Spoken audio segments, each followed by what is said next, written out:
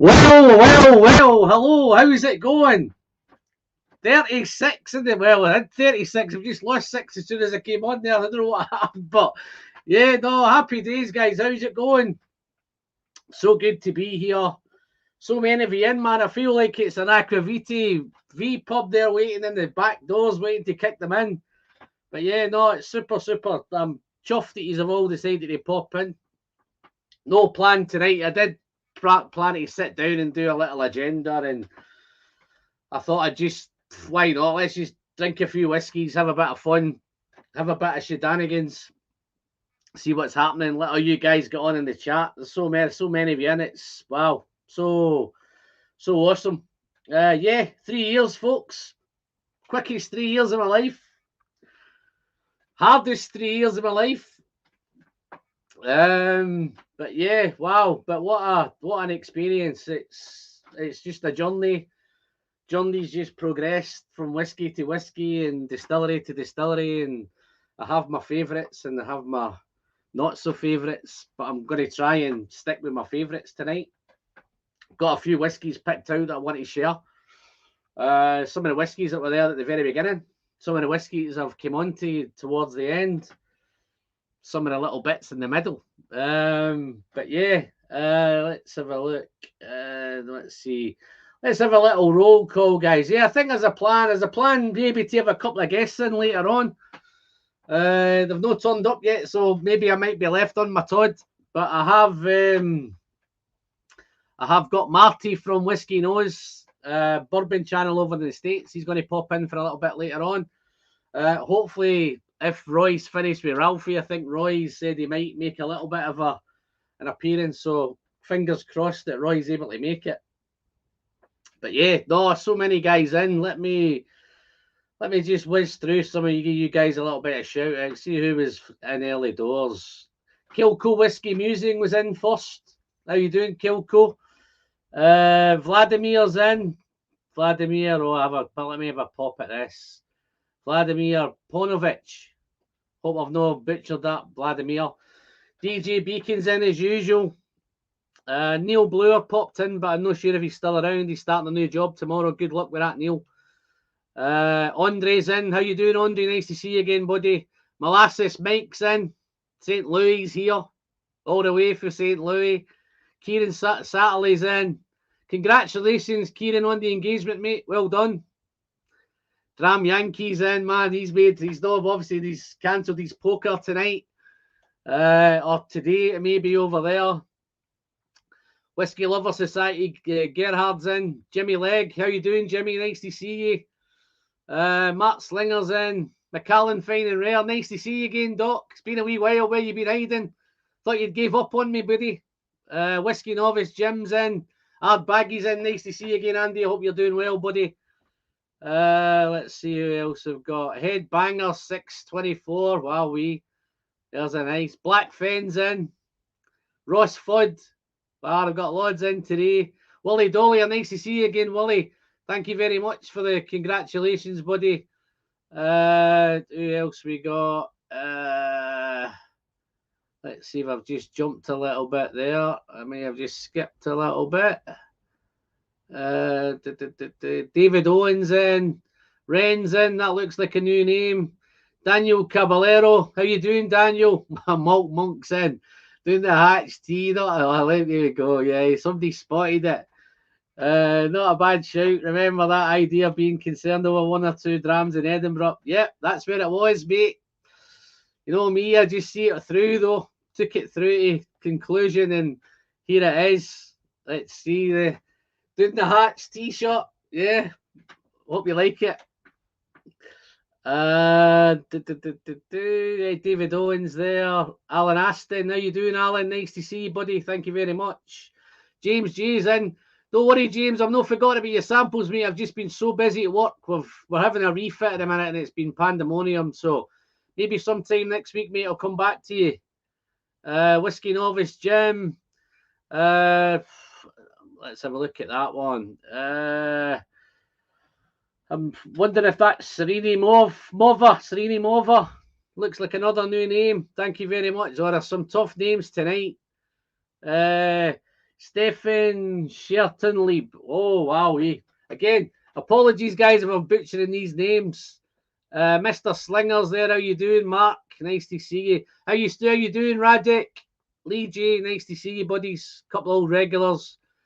There's another one here. Not very active, been along for a ride. Major Maduro, how you doing, buddy? Nice to see you. T Green, wow, we've got so many in tonight, man. I think I've got a super chat there, I think. Well done, have a great on me, think, like the shirt. Cheers, Neil, thank you very much. Super duper, mate, thank you very much. I'll have a wee toast to this. This might be the last Glendronach that I have for a while with the Glendronach 15, as that's where the whiskey journey started for the Whiskey Friends, so it was only appropriate that I started on the Glendronach 15.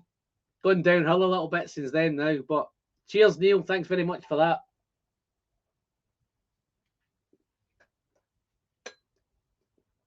Still a great whiskey. This one is non-chill filtered. Where am I going? Who have I got now? Desi Veland, how you doing, Desi? Flying Hussars in. How you doing, Bart? Yankees still in. Bank Yankees back. Fernando, how you doing, buddy? Think I'm all caught up. I think that's done it there. Just wondering, where are we? Just double check I've not missed. I think I missed a super chat as well there for Jimmy. Jimmy Leg, how you doing, buddy? Celebrating with you with a all Kilkerran 12 night, finishing with a Springbank 21. If it's any consolation, Jimmy, this might be coming up next. Kilkerran 12. I'll come back to that in a minute. I'm trying not to have a plan, but as you can see, I've got lots of bottles stashed all around me, man. So I'm going to try and just dip in and out of them wherever I can dip in. Let's see. Wow, so many in tonight. I think we've just got a record in tonight, guys. Prime Whiskey's just jumped in. Robert Rutherford's just popped in. Thanks again, guys, on the congratulations. Peter Box, nice to see you, Peter. So many names, man. 64 at the minute. My favourite number 64 in the chat. I think that's a record, guys. So T Green's in. Let's have a look. Try to keep up with this chat in a minute. This is the fastest my chat's been gone for a while. Highland Hamish, thank you very much, buddy. Congrats on the 3 years. First show I caught was summer 2020 when you had the guy from Whiskey Trials on toasting you with a Lee Glen Scotia 18. I do have one up here, Hamish, so that depends how tonight goes. That may get kind of cracked a little bit later. But I think I've got enough of me in front of me at the minute. So I think I'm planning to review this one in the next couple of weeks anyway. So I think it will make an appearance at some point. Hopefully it's not tonight, because if I get to this one tonight, that means I've gone through all of these. I've got whiskey all around me at the front here, guys. So let's have a look. Jason Bradford's popped in. How you doing, Jason? Nice to see you, buddy. Gav's Drams is in. Another new channel here, guys. Don't know if you've checked out Gav Drams. Pop over, check him out. Give him a wee sub. Wow, there we go. Tim Smart, how you doing, Tim? Thank you very much for that. Springbank 15.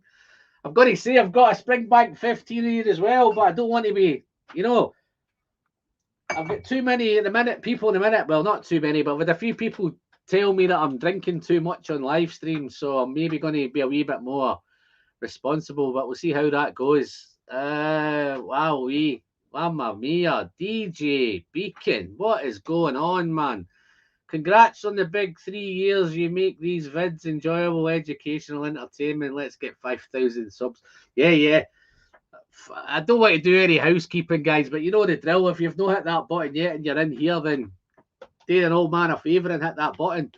But thank you very much, DJ. You're very generous. You're one of my most generous patrons anyway, mate. So thank you very much. You do enough. You're going to have some whiskey coming your way very soon, buddy. Cheers, my friend. Still love this Glendronach, What a shame. There's another one there. Major Maduro. So fat thumbs aside, congrats, Alan. It's been a pleasure watching your content and your channel grow. Well, thank you very much, mate. I'm just going to finish off this Glendronach 15 in your honour. So cheers, buddy.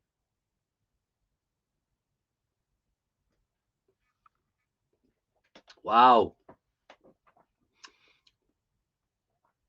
Listen to the people. Listen to the people. Yeah, I always listen to the people, mate. Listen, guys, the chat's going to be a bit quicker than normal tonight. So if you want to catch my attention, then just do the usual. Just put out the whiskey friend and it'll probably highlight it a little bit for me. Do I need to take a day off to my here's Jim? Alan, just let me know what to pour to drink. I think I'm going to do Kilkerran 12 next, Mark. Kilkerran 12, if you've got that one there, mate. Hopefully you've still got some of that left. Let's catch up. Jim, I don't think you need to take a day off, mate, because I'm working myself tomorrow, mate. So if this would have happened as planned, apologies, guys, because I did plan to put this out last week.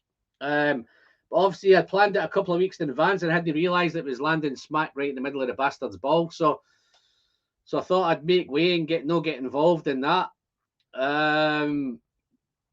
So yeah, apologies for that, guys. But if it had happened last Sunday, then yeah, probably you would probably have needed a day off, Jim, because I had Monday, Tuesday off. So that's where we are with that. Matt 69's congrats, enjoying SWR Longbourn 13 with you tonight. Another nice, fantastic dram. Lower your voice is much more pleasing. What's that? Your lower voice is much more pleasing. Try using that only, Alan. Oh, what do you mean there, Doc? You think I've got a high-pitched voice? I've got a new microphone recently, guys, so I think that might be, hopefully that's what the plan is. Graham, I don't know, about 5 hours, man. Molasses is asking about 5 hours. I think if push came to the shove, Mo, I probably could do 5 hours. I'm hoping not to do 5 hours, but you never know. If I listen to the people, then James seems to think he'll believe it if it happens. Well, yeah, I have got a wee bit of pressure on me tonight, James, because I'm working tomorrow. So, still try to figure out Doc's comment. Your lower voice is much more pleasing. Try using that only. Wait, when do I use a different voice, Doc? Let's have a look.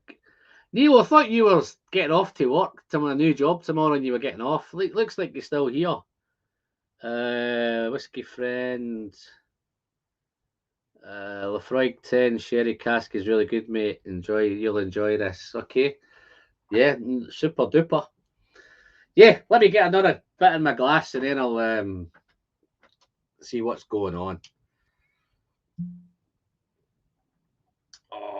Kilkerran 12. I'll tell you the reason why I've chose this one tonight, guys. Does anybody know why I've chose the Kilkerran 12 tonight? This bad boy. You probably noticed now it's in a new bottle now. For any of you who have picked up the new 12, it's in this little Springbank dumpy bottle now. I'm with you. Okay, I'm maybe missing something here, but let's have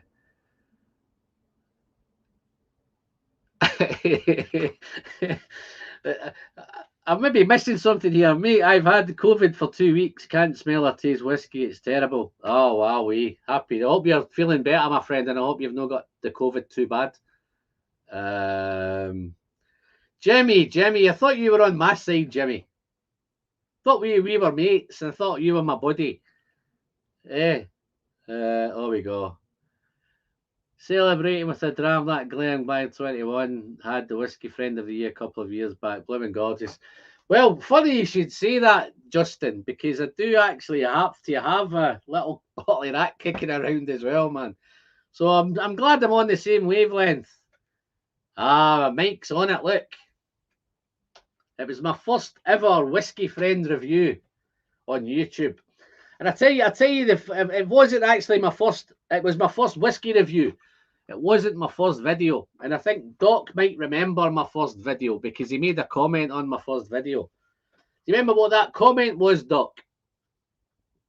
See how good your memory is, because my memory, I certainly remember it. See if he's thinking now. You'll probably get off now. The whiskey friend used it several. The whiskey friend, you used it several times in the last minutes, and you didn't even notice. That's because I'm so excited, Doc. When I think I get excited, I think my voice goes higher. Whiskey friend, I'm going with the Long Row 18 2021 bottle. I do have it here, Andy. I've not opened it yet. Early days. Wow. The way I'm sounding here with these bottles, it seems like it could be a 9 or 10 hour job. I think he's all had enough. I mean, the 12 hours of boom yesterday, I think. So I think that did me a wee bit of a favour. So Doc doesn't remember what the comment was, right? I remember what he's. Let me tell you what his comment was, guys, right? When I did my first ever video, I recorded it on my smartphone.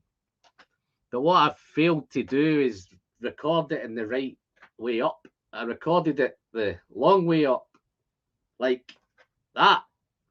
And when it came out on video, it looked like I was looking out a window. And Doc says, you want to change the camera around because it looks like you're looking out a window. So that was I found it very, very funny, Doc, but it was very helpful, mate, because it helped me with my next videos going forward. So,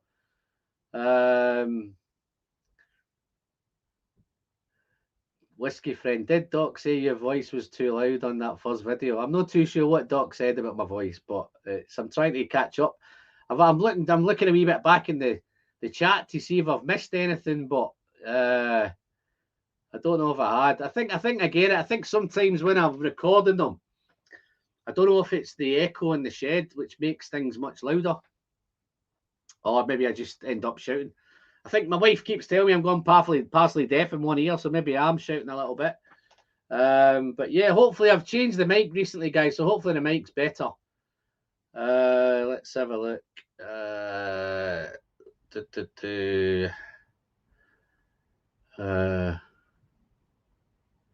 Yeah, well done, pal. You should work on your picture format. It seems like you're looking out a window.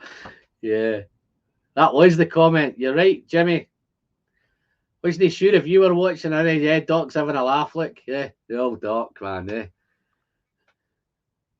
But no, it's good to see you so long, Doc. We need to catch up at some point again, mate. You planning to hit the UK at some point for a while? Get any plans to come over? Yeah. So let me get into this. Now that we're off, my echo in the shed isn't a bad t-shirt. Yeah. No. I'm just waiting. Fun enough. Yeah, I've got a couple of new t-shirts, man. Oh, here we go. Got another super chat. We've got the whiskey malt content. Vlad, how you doing, Vlad? Thank you very much. Guys, if you've not checked out whiskey malt content, pop over, have a look on YouTube, doing some excellent stuff. I'm not sure if he's still doing Polish, Vlad, but yeah, check him out, guys. Alan, I am partially deaf, but only when he's missed here. Only the wife is speaking. Yeah, no, I know what you mean, mate. I've got deaf in 2 ears when the wife's speaking, but when everybody else is speaking to me, I'm only deaf in the 1 ear. So Andy C's popped in. How you doing, Andy? Nice to see you, buddy. Thank you very much for dropping by, fella. You've just popped in at the right time, Andy. I'm taking loads of abuse about my voice, man. If they tell me I've got a high-pitched voice or a too loud voice or whatever it is voice, I'm not too sure what's going on, but I think they've all had too much whiskey to drink, and I've not enough, so let me get into this Kilkerran 12. Yeah. Who's all drinking a Kilkerran 12 with me tonight then, folks? Yeah, as I say, guys, it was the very first video ever done on YouTube. As you can probably tell, I'm still into my Kilkerran. I think I might have gave you, Doc, that day and when we went to Deanston. Did I give you a Kilkerran that? I'm pretty sure I gave you a Kilkerran that day. Lots of cancelled plans. Yeah, no, I joined the club, mate. I think a lot of it's going on as well. I had a wee trip to the States planned last year. I had to cancel that. So, Andy C, man, how you doing, buddy? Thank you very much, mate. I'll have a wee sip of this Kilkerran to say cheers, fella.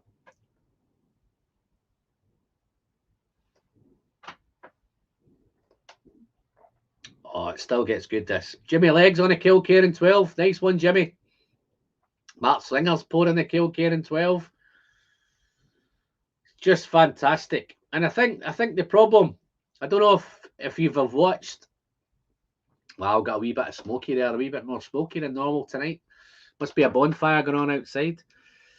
Oh, look at this. Fly. Oh, look at this. Gerhard. Ah, wrong one. Weagles don't. Ouija's don't high pitch. We just talk loud. Yeah, no. I know what you mean, mate. Here's one. I think I've got the right one here. Have I got the right one? Let's have a look. I think I've missed a comment there somewhere. So I did have it. I think I might have jumped it. Yeah, I think Whiskey Novice. I think come to Limburg in April, we're all heading that way, Alan.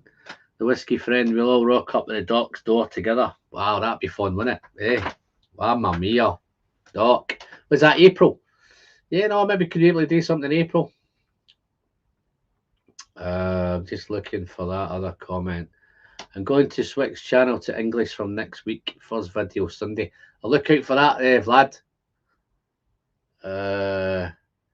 I see you have a mashing drum. Yeah, no, it's a funny story with that.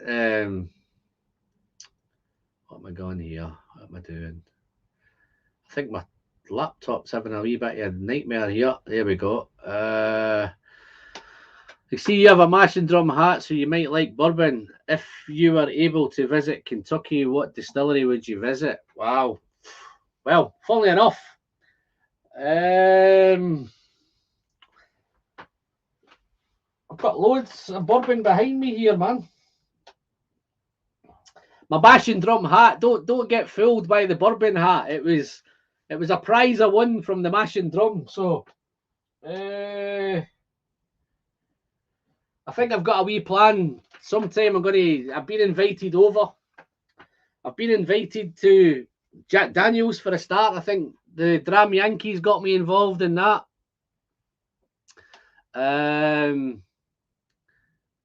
Malt Monk Sipping Smoke Wagon Halloween release. Oh, mamma mia. Kilkerran 12. Yeah, I've got a few bourbons planned here as well, because I think I've got Marty planned to come in at some point. Not too sure when, but I've got a few bourbons set up here that I'll go through them with him. But I think I'm going to plan something with the Dram Yankee at some point. It might be Tennessee, maybe Kentucky, maybe Texas, it may be all of them.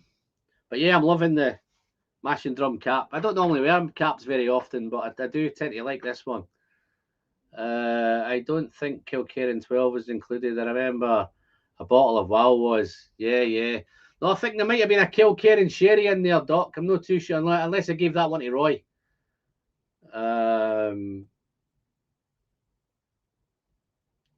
Yeah. I'd be happy to visit any distilleries. I'm not too fussy, my friend. I just like the experience of heading over there and tackling them all. He'd go to heaven, hell, Brian. Let's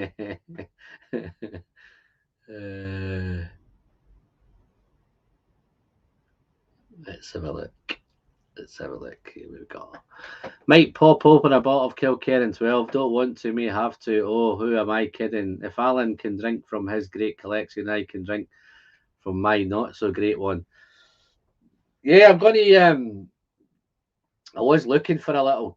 I seen a message in the chat there, but I seem to have lost it. I'm planning to open something a wee bit tidy tonight, guys. I wasn't really planning an opening, but circumstances gave me no choice. Just to elaborate a little bit on it, I've got the Macallan editions. I'm going to open a Macallan edition tonight. So let's have a look. Who thinks they know which one I'm going to open? Don't worry about it, Major Maduro. Everybody spells my name wrong, my friend. It's no problem.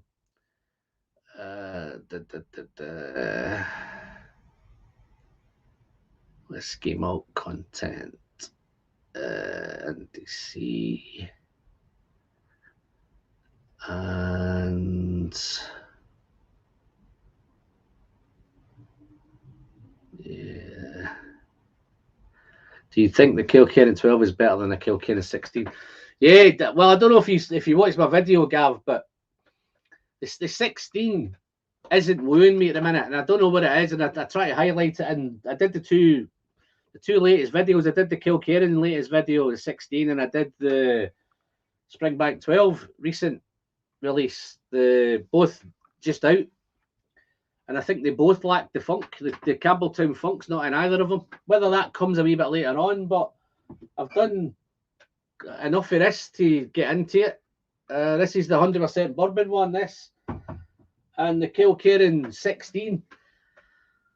I don't think it's that much better for the price jump from the 12 to the 16 than I'd probably, and I think I highlighted in the video, I'd much rather buy this 12, I think. And I think the chase just to get a hold of a 16 is just too much. I think everybody's telling me Heaven Hill.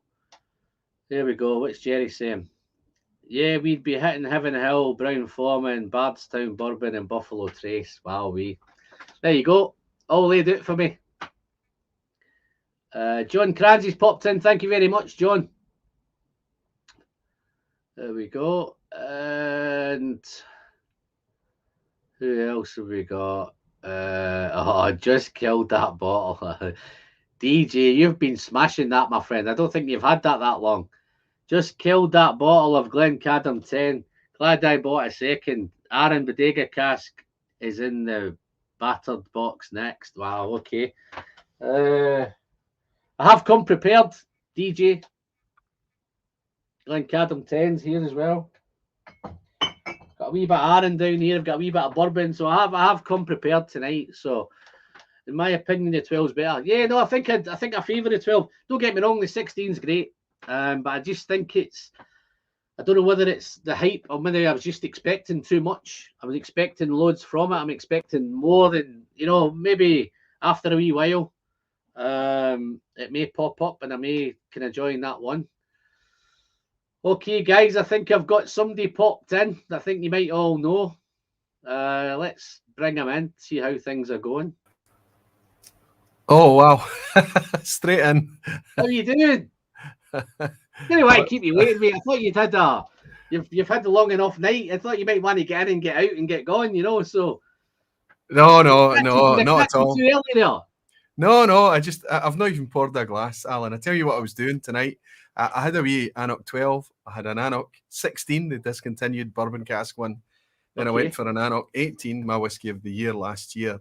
Right. And I saved, for you, my friend, to celebrate your wee night, 24. I saved the 24. Nice. Wow. And I can pour this. And the only thing I overheard there was you saying that you weren't getting on with the Kilkerran 16. Yeah. So I've not been able to watch what you've been talking about or the theme. I've only just get finished with the other stream, my friend. But okay. So let's say I'll pour this wee 24-year-old and I'll raise a wee glass to celebrate. Alan, the whiskey friends. 3 years. Well, not only do I need to raise this glass to celebrate it, but I need to say thanks, Alan, because you've had to move your stream about so that you could accommodate all the other things that were going on and things like that. So it's always appreciated. And yet another wee example of, folks working out how to work together to get the best result. Absolutely. Buddy. Well, cheers, buddy. Cheers very much. Congratulations, Alan. I've got a wee bit of Kilkerran 12 here in the glass. So it's Kilkerran 12, is it? Yeah. Maybe that's what I should have poured. Anyway. No, you're okay, mate. Listen, that Annock 24's all right, mate. So don't worry about that. Cheers. Cheers, mate. Alan, I feel like I'm off higher now. I feel like I can relax and just you relax, mate. Just you take it easy and just you chill back. And I caught a wee bit of your thing tonight, mate. So it was excellent stuff, man. Well, you were obviously preparing for your own thing as well. I did draw attention to the fact that, and I hope I wasn't telling tales at a school when I talked about the fact that you're a converted collector, which I always find fascinating, right? Yeah. You were enjoying whiskey when you didn't understand what was in the bottle. Am I right?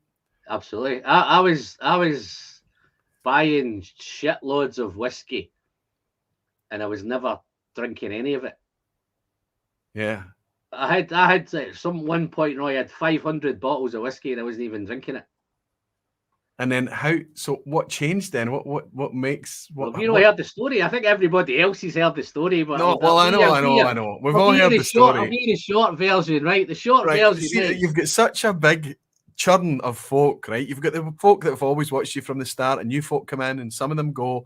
New folk are coming in all the time, and every time you tell a story, it grows a new arm or a new leg, and it becomes more and more interesting. So share the latest version of your story. No, well, the latest version was that I was collecting, and it was the Glendronach 15, funnily enough, the old revival. The Billy Walker one, right? I was buying, every time I saw one at auction, I was buying it. Same as with the Longmorn 16, mate. I was just buying, every time I saw one, I was just buying it and buying it and buying it.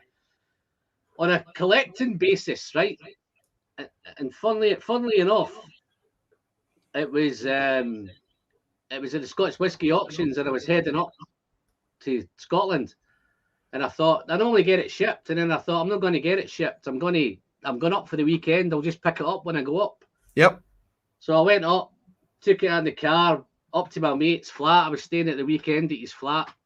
The Dapper Jerry, perchance? No. Jerry was involved, but it wasn't Jerry's flat. Right, okay. Else's flat.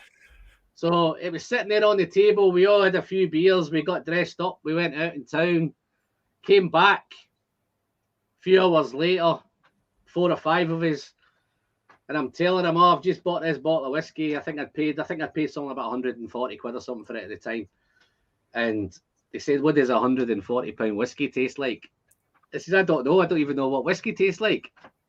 So the story is, it was 8 o'clock in the morning and that bottle of whiskey was finished. And ever since then, I stopped collecting. So that's why the Glendronach. That's why the Glendronach thing for me just shattered my whole world. Because that's shattered your world twice. That incident, that 8 a.m. incident, right? Yeah. And then them taking that away from you then. Because whiskey's much more than what we talk about, isn't it, Alan? It's much more than, what does it say in the label? How strong is this? Does it say natural colour? And all these things that we like as whiskey geeks to see. But actually, when we sit down in a quiet corner, a comfy couch, on our own, with friends, wherever it is, it moves us on an emotional level. And you and I are middle-aged Glaswegians, let's face it. We don't talk about emotion a lot, am I right? No. But admit to me now. I get excited, Roy. I get excited now about whiskey, mate. That's an emotion, isn't it? Well, it is. You do get excited about it. And I think that you get also upset by it. When our decisions are made on a level that it's difficult for you to understand. Yeah. But it doesn't matter. But the outcome, the potential of the outcome, it remains to be seen, of course, with Glendronach 15, right? Just a quick one, Roy. I've got Marty from Whiskey Nose waiting to come in. He's dying to meet you, mate. So I don't know if you've caught him or checked him out. But no, I haven't. Absolutely. Marty. Hello, friends. Marty. Cheers. Hello, everybody. I know you were sitting there for a wee while, mate. I didn't want to keep you waiting any longer. Oh, it doesn't matter. I just love watching and learning from you two guys. So, no, there's no issue there at all. So, cheers. Cheers to everybody. Cheers, Marty. And now I can tell by your accent that maybe Alan and I have to be very, very careful about. Well, we're on. If I talk about the internet not recognizing borders, we have to be careful, and we have to make sure our diction is internationally understood. You understand, Marty? Tell me, where are you? I'm in Northeast Tennessee, in the States. So fantastic! A whiskey state. Yeah. Oh yeah. We've got some great whiskey here. Jack, George, Chattanooga whiskey now. Yes. So, yeah. Plenty. Yeah. Now, and am I right in saying you've got? Well, Dickel, I think, is it one of the whiskies that drops the E? Is that correct? Possibly. Or am I confusing it with Michter's? Maybe I'm confusing it with Michter's now when I think it may be Michter's. It may be Michter's because those are two of his sons' names or something like that, and it still doesn't. Michael and something. Wow! Look at these backdrops. I've suddenly got backdrops. Man, that's really nice. Yeah, you've just moved, Jules. Yeah, I did. Cool. Well, I had to be off. I'm sure if you pull that curtain back, then you probably have a few behind there as well. No, just windows, Alan. Just windows. Oh, right. I can't even reach it. It's just windows. It's not whiskey that's behind the curtains. Yeah. Well, I tell you what would happen. You would see the reflection. Let's see if this can work. There we go. Look at that, eh? Oh, and then what I need to do is I need to find the buttons, and then if I do this, oops, does that work? It brings. No, you still can't see the whiskey. I don't think. Yeah.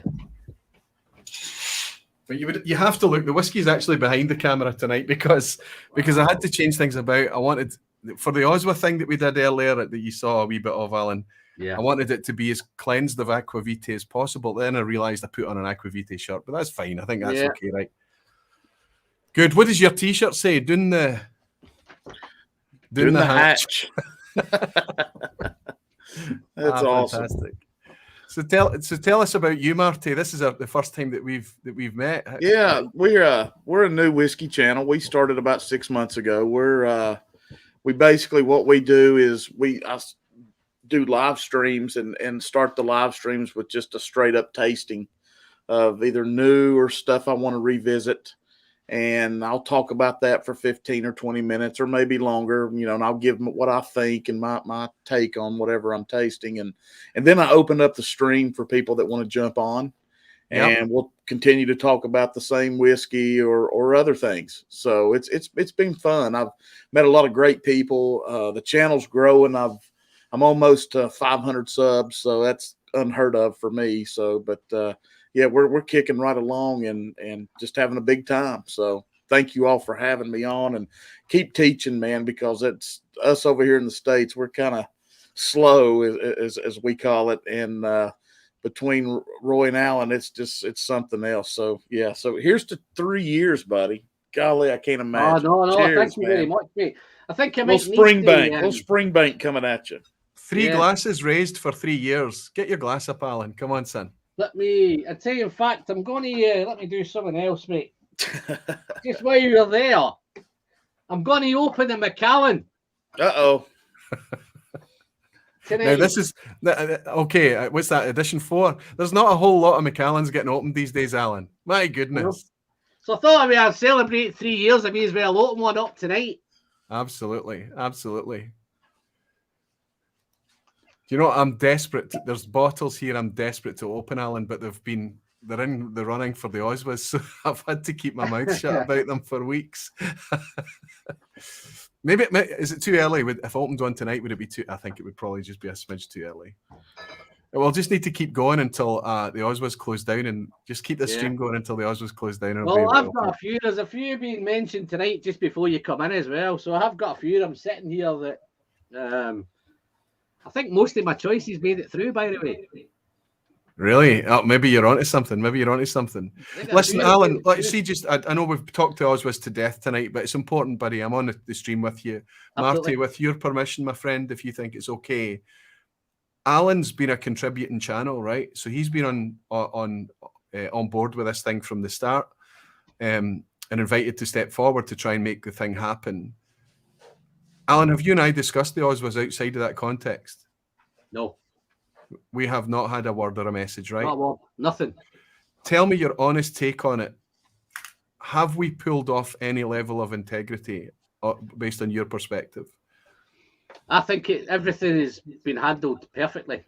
Nobody should have any fears about anything that's went on with the Oswas. I don't think they'll have any. I think the integrity's been great. I think everything's been above board. It's everybody's. No, I don't even think I've spoken to any of the other channels about it either. I don't think any of the channels have.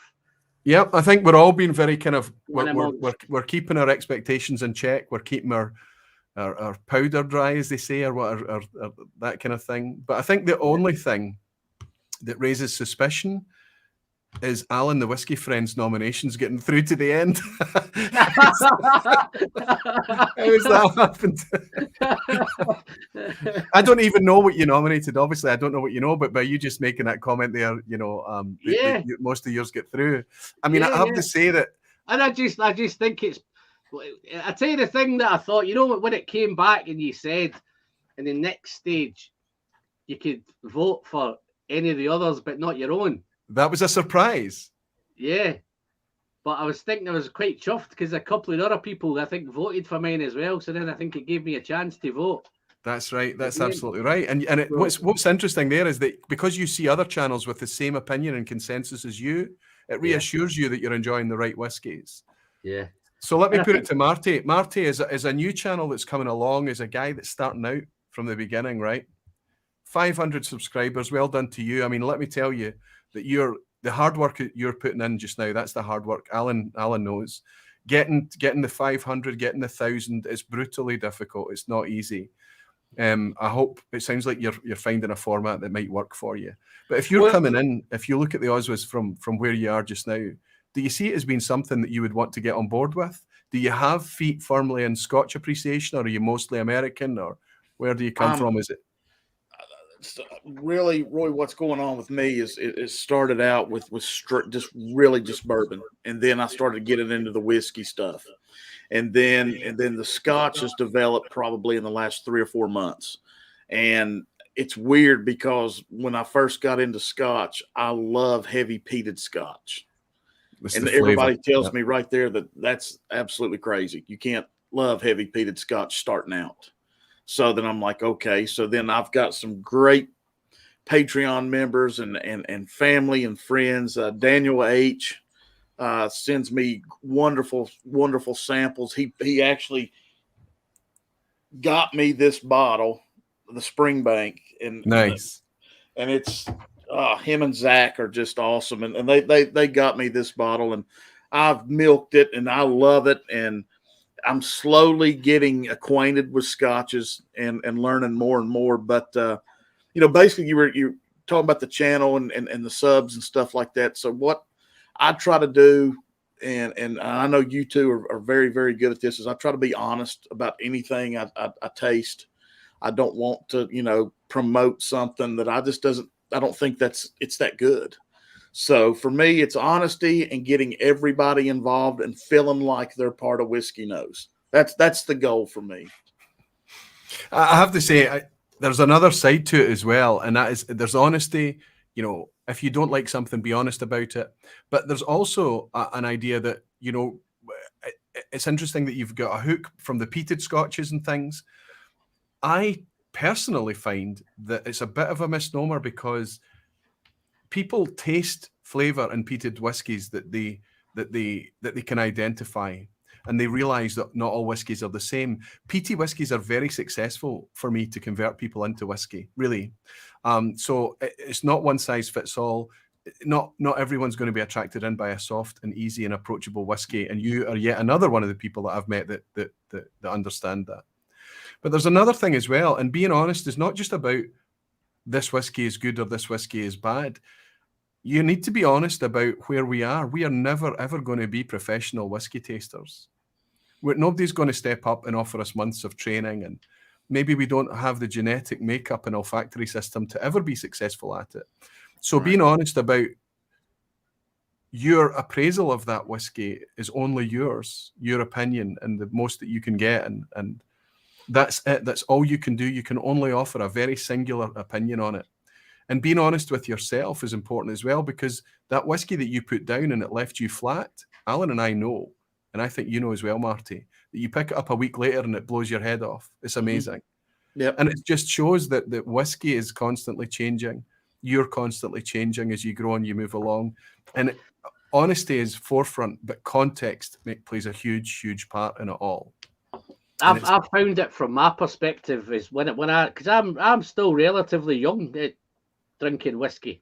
It's only been I'm glad you added that bit on. But even at that stage, I was probably into my 50s when I started drinking whiskey. So you missed a wee super chat from Eric, I think. Oh, did I? Oh man, sorry, Eric. Not just Eric. I think you also missed one from. Oh no, it was Eric. I was right. It's Eric. Yeah. Let me see if I can find Eric's, man. Apologies. Yeah, no, but I find that even now it's always changing. The whiskey's always changing. It's just becoming. There's so much going on with it, and I think it's right where I think the Oswas are heading is the integrity bottles, and I think you're onto something there with the integrity bottles, because I think some of the big suppliers are thinking the pound signs rather than the actual quality of the whiskey. But wouldn't it be nice if they made their money, if it was profitable and lucrative for them to present integrity?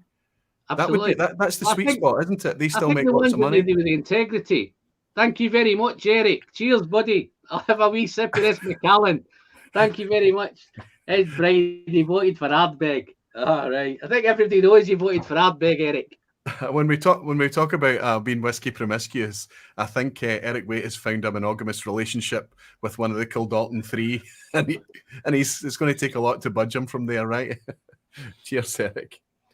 I'm finding it now with Glen Allachie. Hey, Alan, you need to highlight Whiskey Lovers Society. His in the chat. Bring his up what he said, because that's a big part of this community. You can find them. I think I've missed loads of this chat here, man. The chat's gone. I tell you what, it's Roy. Since you've come in tonight, I think my chat's gone twice as fast as it's ever gone. well, I don't know who's doing that. I don't know who's involved in that. But that's nice. That's a good thing to have. It's a celebration, Alan. Did you hear me getting criticised for using the word "celebrate" far too much tonight? I don't know if you caught that. But I was reading out comments ad hoc, and I read out one. Somebody was really negative about let Ralphie talk because Roy's uses he has a patronising Lexus. Oh, so, no, that's just before I caught that just before I got off. But I don't think if you noticed in your chat, your missus dived in. Oh, did she? Your missus dived into the chat, man. She's going to highlight loads of chat. She could have got involved, mate. I've never seen your missus pop into your chat, and she popped in about 2 seconds after you said that, mate. What did you? I think she was being my suit of armor, probably. She was fighting your corner. That's right. But what she understands. She's probably having fun with it. You and I both know Marty. We in YouTube, the community is super, super positive. We have a very, very supportive community. But let's be honest, we're a public. We're out there. We're on YouTube, and we do get comments from time to time that are, Alan, let's be honest, they're difficult to read, right? Yeah. And I remember you and I having a discussion a couple of years ago where you were saying, I don't know when are the down thumbs going to come in? When are the down thumbs going to come in? And I was like, buddy, just enjoy that honeymoon period that you've got where you're attracting people who are genuinely invested in you. Yeah. And they're not in any hurry to give you down thumbs. And then as the down thumbs come in, work out how to interpret them, work out what they actually mean, and use it as a positive guidance rather than kind of bullets getting fired at you, right? But tonight I read out that comment and I missed an opportunity. I was really upset because here's a guy who was criticizing me on my lack of vocabulary. And he said that I had a patronizing Lexus. But it was funny that he used lol or LOL. What is that? I don't know. Laugh out loud. Yeah, lots of laughing out loud or something. Anyway, but then he finished his comment, and what I should have done. You know how that thing you walk away from something and say, "Oh, you know what I should have said this." Yeah, I should have said it. I said he was criticizing, and he was absolutely right. To be fair, that I had a limited vocabulary and I used the word celebrate, but he using the word Lexus, so displaying the fact that he had this deep vocabulary, but he failed to suggest an alternative verb for me instead of celebrate. So where's the constructive criticism? You didn't give me one single suggestion, something I could have replaced it with, and I missed that opportunity to say if you've got him, if you've got his comments, you might be able to go back and reply to it. I don't know if you can go back. No, this is a. I kept that anonymous as much as anonymous as I could tonight, and as I said on the stream, it's valuable for people to be able to freely feedback. That's when it's really valuable, right? When they can say what they actually feel. So it's absolutely fine. I have no problem at all, and I guarantee you I'll meet that guy one day, and he might still not like me very much, but I'll give it the best shot, and I'm certainly not going to judge him if that ever happens. However, what I will say is that you and I know, Alan, and we can probably give this advice to Marty, that as time goes on and the negative feedback comes in, we need to use the negative feedback as constructively as possible. If it's not a troll, and if it's not somebody that's been brutal or personal to you, they are saying things that you're not going to easily access elsewhere. Take all that support, that positive feedback from your community. It really means a lot when you're tired and wondering what you're doing. That's going to be your lifeblood and your energy. That's going to keep you going. But when you need to know Lexus and vocabulary, Roy. Talking about Lexus and vocabulary, I think Eric's dived in because he's saying that my English seems to have improved. So he seems to be able to understand me now than he did 3 years ago. There you go. Cheers, Eric. Thank you very much, buddy. That's an important thing for us to be, as Glaswegians especially. It's especially challenging for us, Alan. That we need to. It's nice to be able to be understood on the tubes, right? Do you understand us, Marty? Oh yeah, absolutely. Yeah, Good. I get emails and stuff all the time, but you need to talk about this, or you should have said this, and a lot of times I think they've got a lot of truth in them.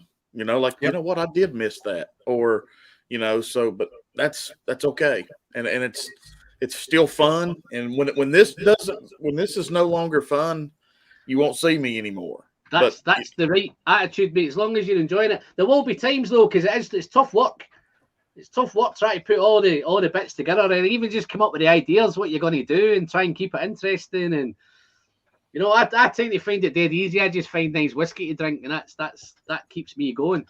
So I think how Roy comes up with all the different plans. You must be months ahead, Roy. We're planning what you're doing in months ahead, man. I'm saying that. I'm like 2 days ahead. I don't know what I'm going to do on Monday when I do my next review. I'll make a confession. Since it's your celebration, if I plan months ahead, I'm thinking about every single slot, and I'm spinning far too many challenging plates, wondering how I'm going to shape things and the points I'm going to make. If I work 1 week in advance, I'm far too anxious about what's going to come out. So I need to find the balance, and it's usually only 2 or 3 ahead. That's it. That's as much as I can accommodate. And I've found that to sit nicely with me. And here's the most important thing. Even though I'm 2 or 3 weeks ahead, if I can keep them as flexible as possible so that I can switch them to accommodate a guest or somebody who, especially when it's people from the community that are either available or not, if I can switch it around at 3, 4, 5 days notice, so much the better. And that's the way the V pubs are run. I'll be honest with you now. Wow. Okay. Just a couple of weeks in advance. It's the best balance I can find in order to keep the stress to a minimum. And it's interesting to hear you say that you're running by the seat of your pants as well. I understand why, but consider the bonus. You're able to switch and adapt and react to the changes that are happening better as well. Absolutely. And what I tend to do now is normally I take a Monday and a Tuesday off. So I try to do everything in that Monday and Tuesday for the previous week or the following week. And that's where I'm trying to get maybe a couple of videos ahead in the bank, just in case I just decide I want to take a wee breather for a couple of weeks. I've got something there ready to go. Right. That's right. Just for Tim. Tim's mentioning the pleasure is in the sharing. Just to let you know, Tim, the next time you'll see me, mate, there's a nice new T-shirt. Got a nice pleasure is the sharing T-shirt coming next. That's awesome. But yeah. Down the hatch. Down the hatch, mate, yeah. I concocted that. That came out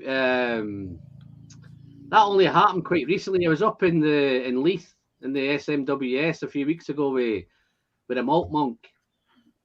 And they had one of the barrels they have on the bar.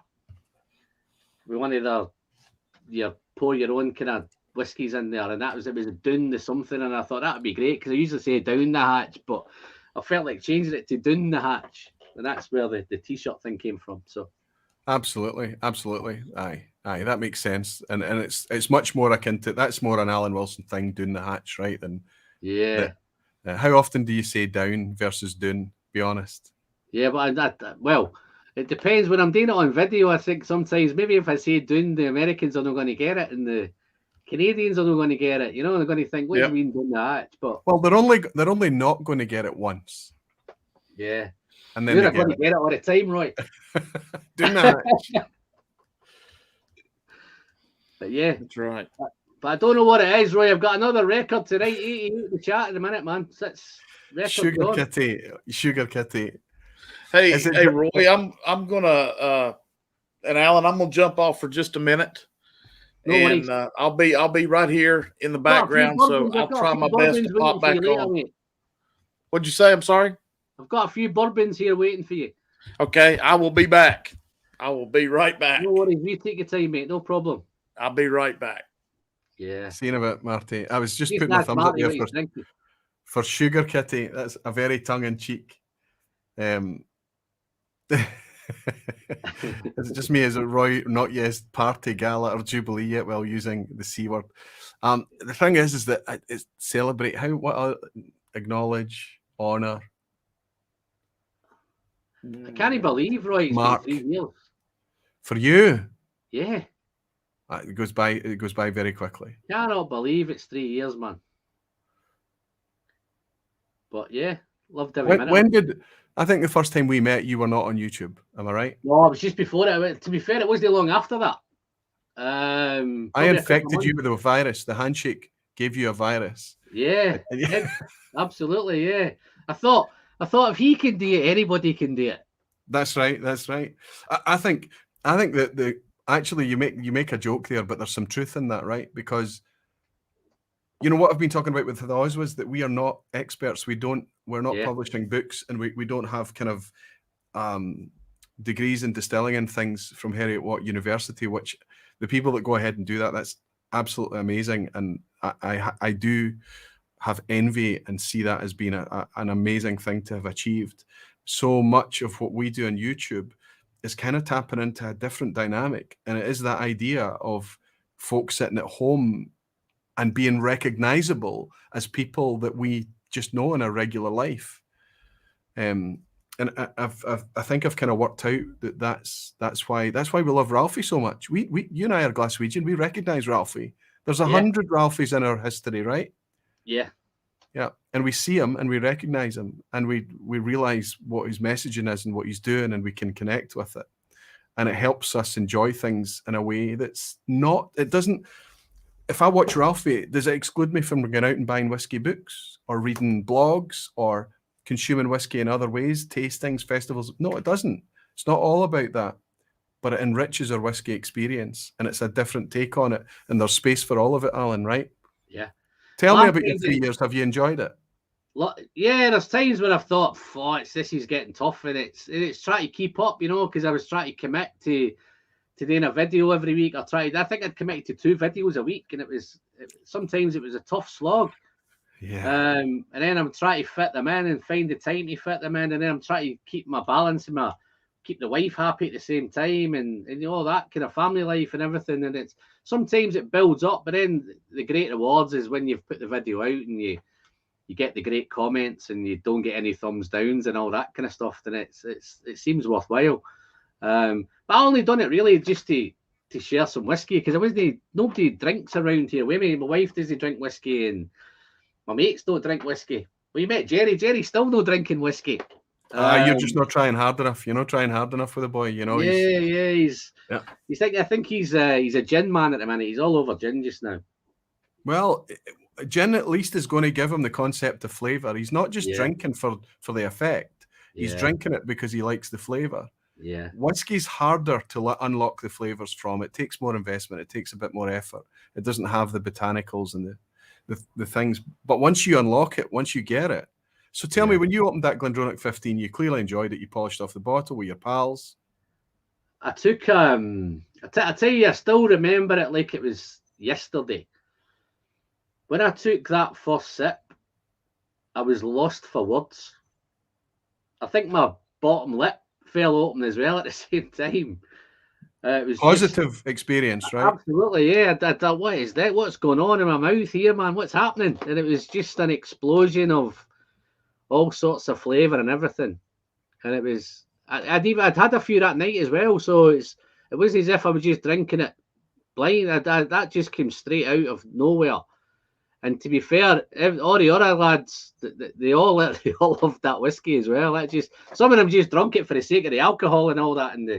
But I loved it, and then that was me done. I stopped collecting that day, Roy. Never bought another bottle to collect since. And do you regret that decision in any way? No. Even although you've made that decision probably at the most lucrative point in history to be a whiskey collector, right? Yeah. Because you can't make profit on bottles when you're dead. Within a month, Roy, I put 150 bottles onto the Scotch whiskey, or the collectible ones that I had. The ones that you would never open. Sold 150 of them within a month of drinking that bottle. Wow. You know what I mean? So I made Because a few quid. Don't get me wrong, I made a few quid that time. No, absolutely. But what that meant is that you knew that probably at that point you were going to be then focusing on chasing whiskey for a completely different outcome. Yeah, I wanted to chase whiskies that, you know, and I think that started me off on the sherry, and I still think I've still got off the sherry. The peat, I've spent the last year trying to get into the peat, but I don't think I drink it often enough to maybe appreciate it. So I genuinely am a wee bit of a whiskey promiscuous character. I do love it all. Winter usually brings the peat. Maybe I'll start getting into peat soon, but I don't think there's enough of this about, Alan. So I'm on Annock. Annock's got peated expressions, as you know. yeah, And this is the 18, and I poured the 24 to celebrate your thing tonight. This is long discontinued by Annock. Do you recognise this one? I wonder if you sold any of those. 16. Yeah, no, I never had. Annock was the one that came across my radar as a collectible. This was discontinued back in, I want to say 2015 or 2016, somewhere around then, and it's never made it back again. The only time that it made it back was as a cask strength celebratory 125th anniversary release.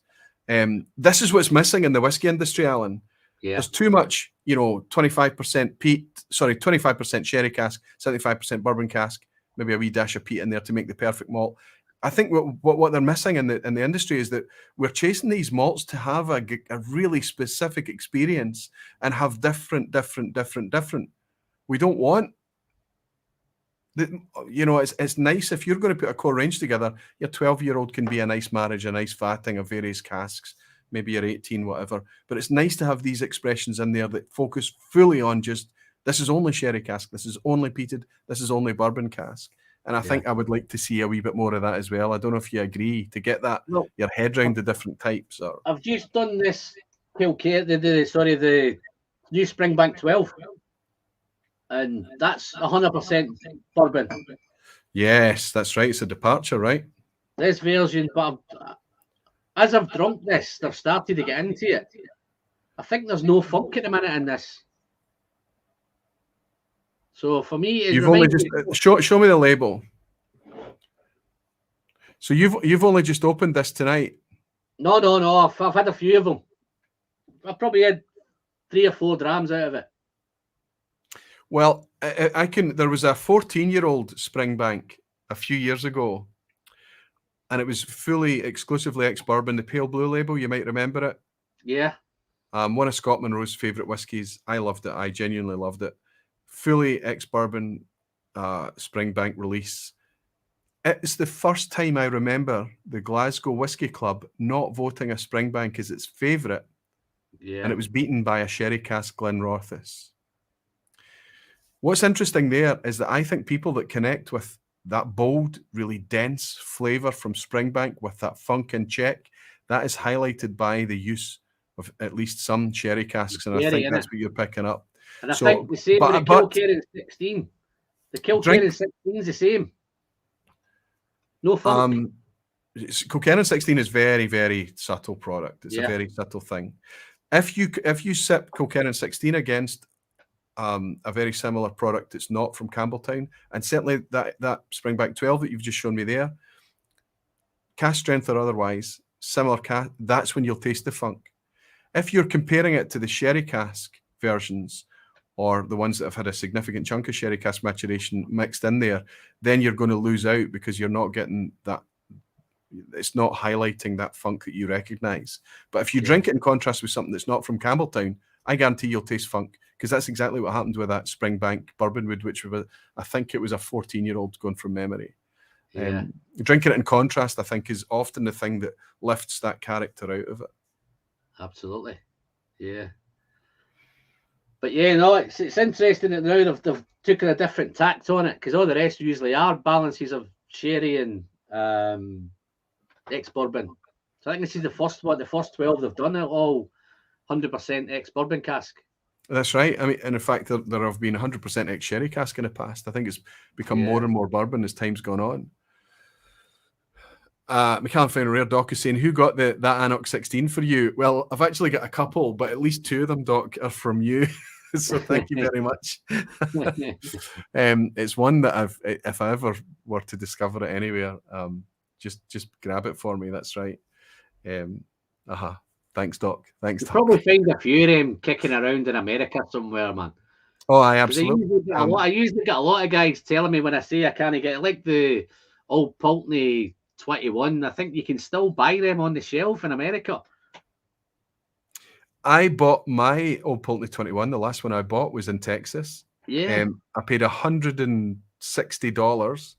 Yeah. Which is about £120, which was round about retail when it was discontinued here, or maybe even less. Yeah. Old Pulteney 21, I brought it back, 750ml bottle. It's kind of funny because I don't miss Old Pulteney 21 now.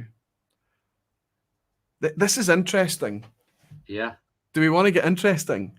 Yeah, I think there are so many whiskies out there that replace Old Pulteney 21. It'll still have a dear place in our heart. So will the Old Pulteney 17. 17, yeah. But we are so spoiled by richly flavoured, good quality, good value whiskies that while we will always hold a candle for those 17s and 21-year-olds from Pulteney, there's lots to distract us so that we don't need to have as much heartache as we otherwise could. Do you think they dropped the ball, Old Pulteney? I'm nervous that it might happen to Speyburn and Annock, honestly, because the other Inverhouse distillery, Balblair, the same has happened.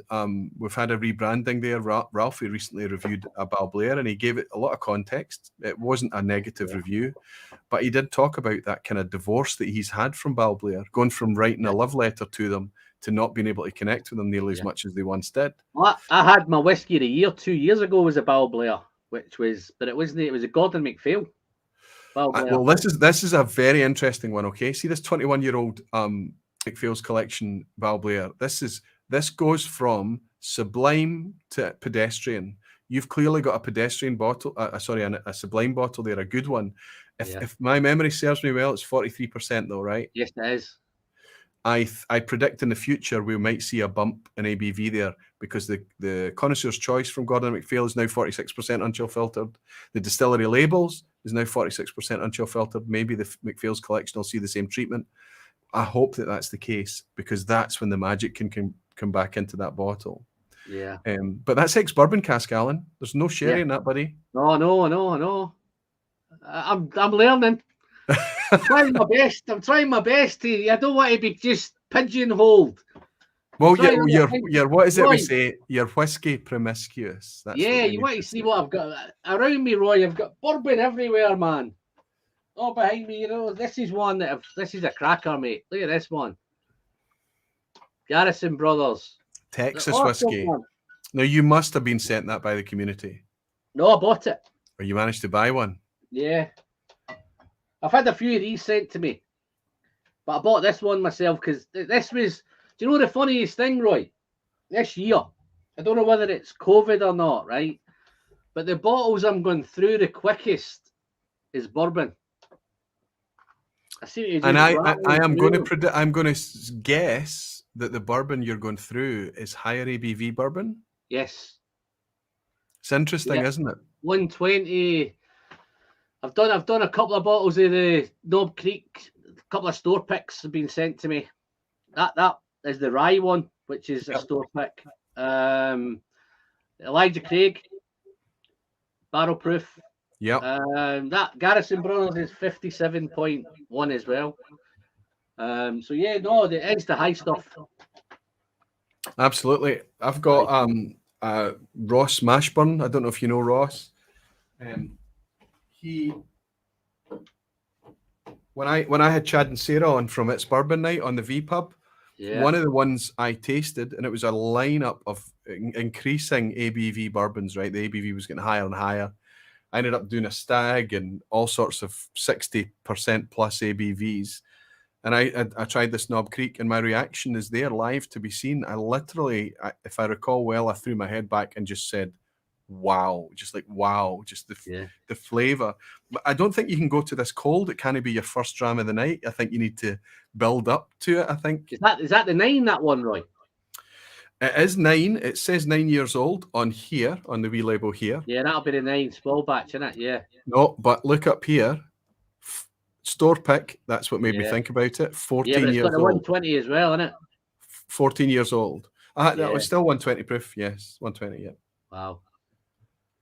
Yeah. I'm going to pour this, Alan. I think this can be our joke and Doris, our parting dram, right? Our drink at the door. Would that be all right? Yeah. Yeah. Oh, it's always tough to get this out off. There we go. Oh, they're hard, aren't they? Aye.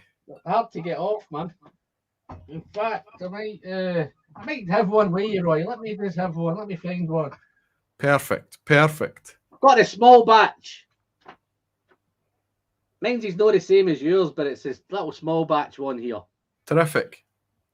Well, this is single barrel reserve small batch. Just a shame that Marty's gone off. I'm sure he'll be back. Yeah. Well, that Macallan is beautiful, man. I do remember I've had this before, this Macallan. I remember it being one of the better edition ones. The edition 4, yeah. That 4, yeah, I remember it. It was actually the first Macallan edition that I actually, in fact, the first and the last one I bought. I think the green one is the only edition I bought. Yeah, no, I this think is I'm all, right in this is saying all that. sherry, man. Oh no, Sherry. I bought an edition 2. I bought an edition 2 when I was in Germany with Doc at the Interwhiskey Festival. The only one I didn't like was the third one, the perfumed one. Right. The one that they collaborated with the perfumery one, yeah. Oh, I don't even remember the guy's name now. Yeah. But that's nice. That's nice that you've got something open then again that you're enjoying. A wee Macallan edition. Roger Dove. There you go. Master perfumer Roger Dove. Let's raise a wee glass, Alan. No, it's been nice. Let's raise a wee glass of what Knob Creek Bourbon. And what will we toast? We'll toast your 3 years. Again. We'll toast drinking over collecting. And I'll get you maybe to come back when it's 4 years. Well, that's going to be much quicker than you imagine, right? How long have you been doing I it? always miss anniversaries. So this is 4 years of the V Pub has passed. I didn't even mark it. I think it was 17th of October or something. I need to double check. But the channel was a bit longer than that. Obviously, the V Pub, the live stream started a bit more recently. But I think in February, sometime about there, it'll be 5 years. Wow. Anyway, chap. So here's to celebrating drinking over collecting, to celebrating 3 years. And since it's a bourbon in the glass, let's celebrate a wee bit of whiskey promiscuity. Yeah. Keeping our mind open. Cheers, buddy. Congratulations. Doing the hatch, mate. I'm not putting this down the hatch.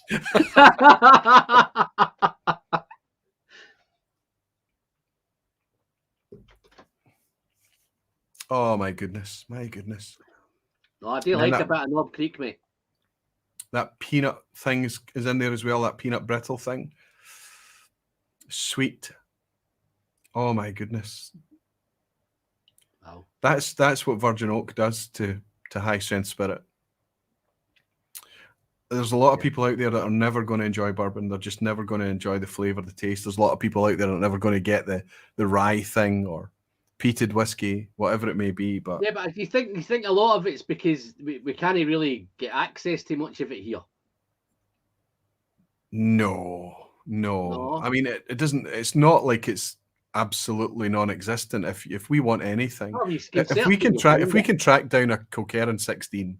We can track down a nice bottle of bourbon. It's not about that. It's about desires. It's about what floats your boat, what you enjoy, what you love. And you've got a limited amount of wallet, you've got a limited amount of time, and you've certainly got a limited amount of liver. Let's be honest. You can't abuse this thing. So you need to choose the paths that you really want to invest in. If you're like us, Alan, if you're doing something online where you're trying to be, because it's not just about covering all the bases. If you're only going to cover one base, you can't talk about it with any level of experience without trying the other things. Yeah, that's what I feel. I was doing originally, Roy. I was doing sherry. Oh, everything was sherry. Yeah, And and I wasn't even then, really reaching out to it. But I had other stuff here on the shelves. I had loads of bourbons. I had loads of Aaron bourbons, the Bothies and all that. I had loads of them. And I wasn't trying them. It was only when you start opening them that you appreciate it. yeah. There's Blair Conrad and Jimmy Legg telling me February 17th is my anniversary, 2017. Wow, look at that, got it in the diary. Got to be in a diary. I mean, it is nice to celebrate these things, honestly, because Alan, you touched on it earlier. It does take a lot of effort. Let's be honest with each other now. Let's look each other in the eye though and say it's a lot of effort, but it's a lot of fun. Absolutely. Yeah, no. Well, you wouldn't do it.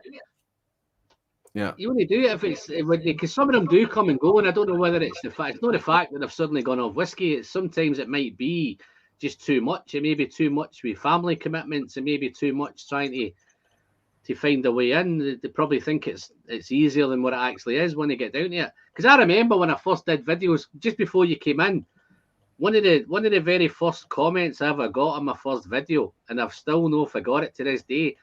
The guy that sent me the comment is in the chat tonight, and he forgot the comment, right? And it was the doc, right? And my very first video, I did it on my smartphone, right? But I had my smartphone the wrong way up. I did it that way. Yeah. So when I did the video, it looked like I was looking out a window. And that's the very thing he said to me. He says, you might want to turn your camera around because you look as if you're looking out a window. So he's obviously forgot that, but it stuck with me. And that was the very, very first video. And as when you look back at them old videos, man, you just see the quality just gets better and better, and you upgrade the equipment and you upgrade it, and it takes time and it takes money as well to do it. And it's getting all the whiskey as well. So it doesn't come cheap that way either. Because I buy all my own whiskey.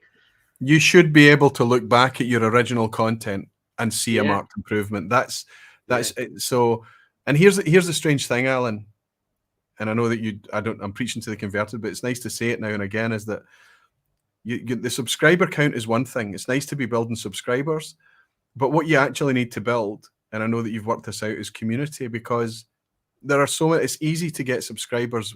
You could do populist videos. You could buy subs. There's lots of ways to just get that subscriber count up, but it means nothing if you're preaching to an empty church. Yeah. You need to get actually people that are willing to come on and be there time and again. It's people always come first in everything. Community is going to be the first thing. You get it. That's why you enjoy these live streams. That's why you enjoy the meetups. You see, when you look at the chat, Roy, you can get into lots of people's chats and you see a lot of the same names all the time. Absolutely. And these are the same guys that are they're supporting us all. You know what I mean? So they are, and they're generous. They're patient. They're kind. They're welcoming. They're grateful. Some of them maybe one day will end up with a channel. Most of them can't imagine ever bought this, just not on their radar whatsoever. It doesn't matter what position you hold in the community. You're part of it. You're part of it, and you're shocked, aren't you? Shocked sometimes how knowledgeable they are. Yes, absolutely. You randomly say something, and they fill in the gaps. You make a mistake, and they politely correct you. It's just the best way to learn anything. It really, it's got to be one of the best ways anyway. Alan, it's terrific. I'm feeling really good and positive about everything just now. I'm enjoying a lot of things about whiskey. Yeah. Price is difficult. Our biggest challenge is price. Availability, I don't think it's as big an issue as everybody's making out. There has never been as much whiskey as we have right now, and I'm available and waiting in the background to become available. I think the biggest one the minute with availability is Springbank. I think that's where it's coming out. And all right, so you can go and buy a Glenallachie cast strength easily right now, can you? No, I think I'm probably one of the reasons why you can't buy Glenallachie 10 cast strength, because I've been banging on about it since day one. The thing is that if people bring out something that's successful because of it's been presented well at a good price, Glenallachie 10 cast strength, high quality whiskey. By the way, what we're talking about there is not high quality whiskey. Billy Walker's taken pedestrian whiskey and he's used tender loving care, careful cask management in order to bring that thing alive. Yeah. And year by year, he brings a different take on it. For most folk, it's grown in a positive direction and improving exponentially. It's incredible. When he brings his whiskey that he's made into the mix, he's going to blow our heads off. Yeah, no, but I'm looking now, Roy, because that's where I've spent most of my money this year, is Glenallachie. I've just visited Glenallachie a few weeks back, and I've picked up the new 12, the new 15, the new 14. So there's so much. I don't know how much. Every time I open up my phone, there's a new Glenallachie out, and it's different casks. There must be about 5 or 6 12-year-olds. Well, but the thing is that Just it's going to find a cupboard, it's going to find a shelf, it's going to find a glass, it's going to get snapped up and bought. I think if we start to argue, and I think it's right, you know, oh, there's too much, I'm dizzy now with the choice. But if we start to argue that there's too much choice, that's a difficult thing, because that's what we would have over no choice, right? Of course. But I think Glenallachie are one of the ones that, while other distilleries such as Glendronach, Macallan of you know 8 or 10 years ago turned its back on us, more than 10 years ago now, other distilleries step forward, and then all these new distilleries coming on board as well, Alan, that's putting quality first. It's a really, really good positive time to be into whiskey. This is just us talking about Scotch, by the way. Oh no, man, it's incredible. It's mad. There's just so much out there. Highland Hamish is giving tips. The question is not did he see it. The question is how much was it costing on that shelf. I've just seen one here. Where's Doc? Doc's just hit me with one there as well, and I've just lost it. This one with the Doc. How many bottles of Glenallachie 10 casks do you want? So we know the Doc is one of our community enablers. He's very, very good and generous with his time at sourcing things that we struggle to get in the UK. We appreciate him for we appreciate Doc for lots of things, but we appreciate him for that certainly. Buddy, I'm going to go and catch the dying embers of my weekend. It's been fantastic, Roy. Thanks for taking time. I know you're a busy man. I know you've had a long weekend, you've had a long day, and happy days, mate. Well, hopefully I'll catch up with you soon. It is happy days, Alan. It is happy days. Congratulations with all you've achieved, chap. All right. Cheers, take care. Mate. Thank you very much, Roy. Cheers, bye. Slanchava whiskey friend. Cheers. Cheers, mate.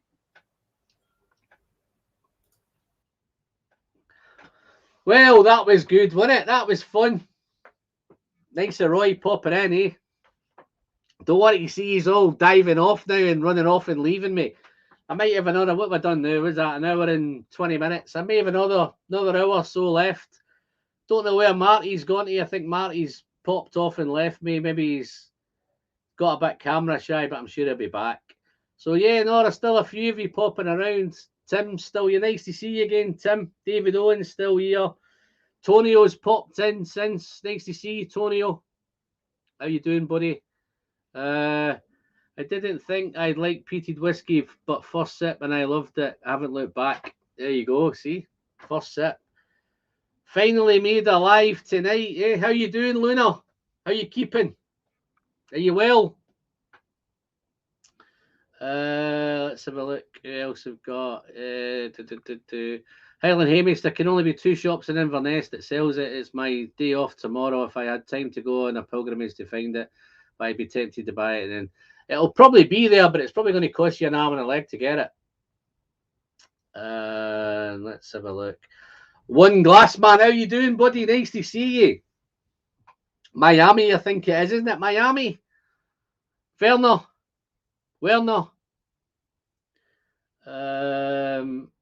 Nice to see you, fella. Is this Sugar Kitty saying, if anyone is not camera shy, that's Marty, but technical difficulties, that's a different story. All right. Yeah, no, I think he had to pop off somewhere, so I think he's got off. And but I'm going to just pour another whiskey then. What was it? Yeah, that Macallan I had. I think I've drunk the Macallan. What was that one there I had there? What did I pour in there? Wow, I don't even know what I poured in that one. Wow.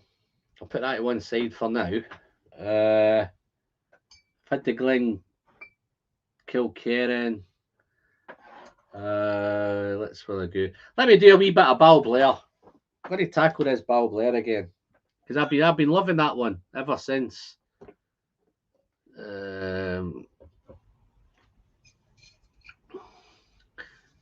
Anyone can text Marty in chat, ask him.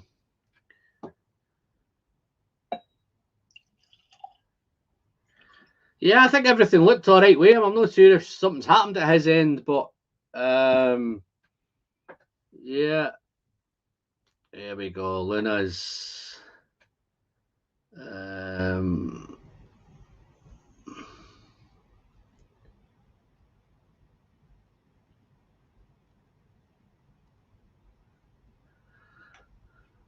head out soon. Have to get something started at 6 p.m. No, well done, Kilco. Thanks for popping in, buddy. I know you were here from the very beginning, so it's been a long night so far. Stewie Babies popped in. How you doing, Stewie? Thanks for introducing me to lots of lovely whiskey friends. Congrats on 3.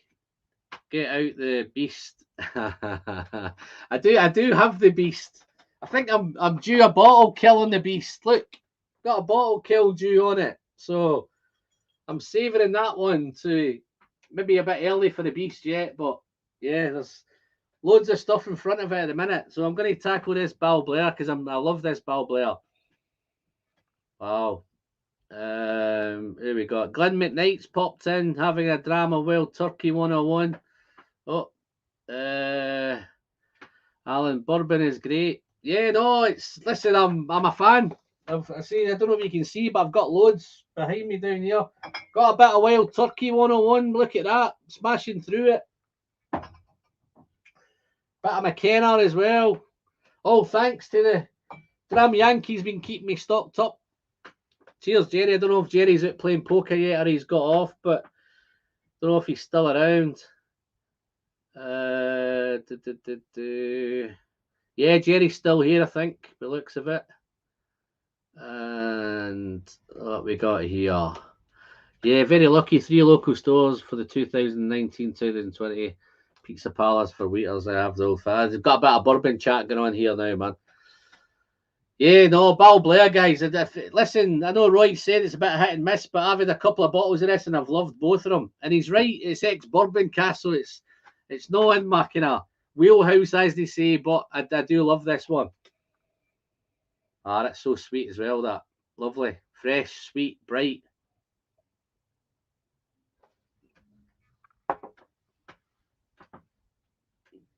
So fruity.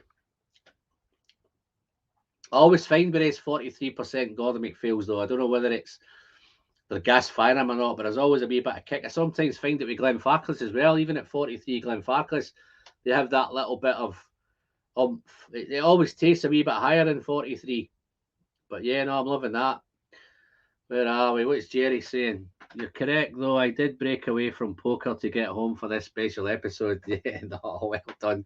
Sorry to interrupt your poker, Jerry. You know, I don't think it's going to be a mega night tonight, mate. Unless Marty comes back, then I may drag it out a wee bit longer.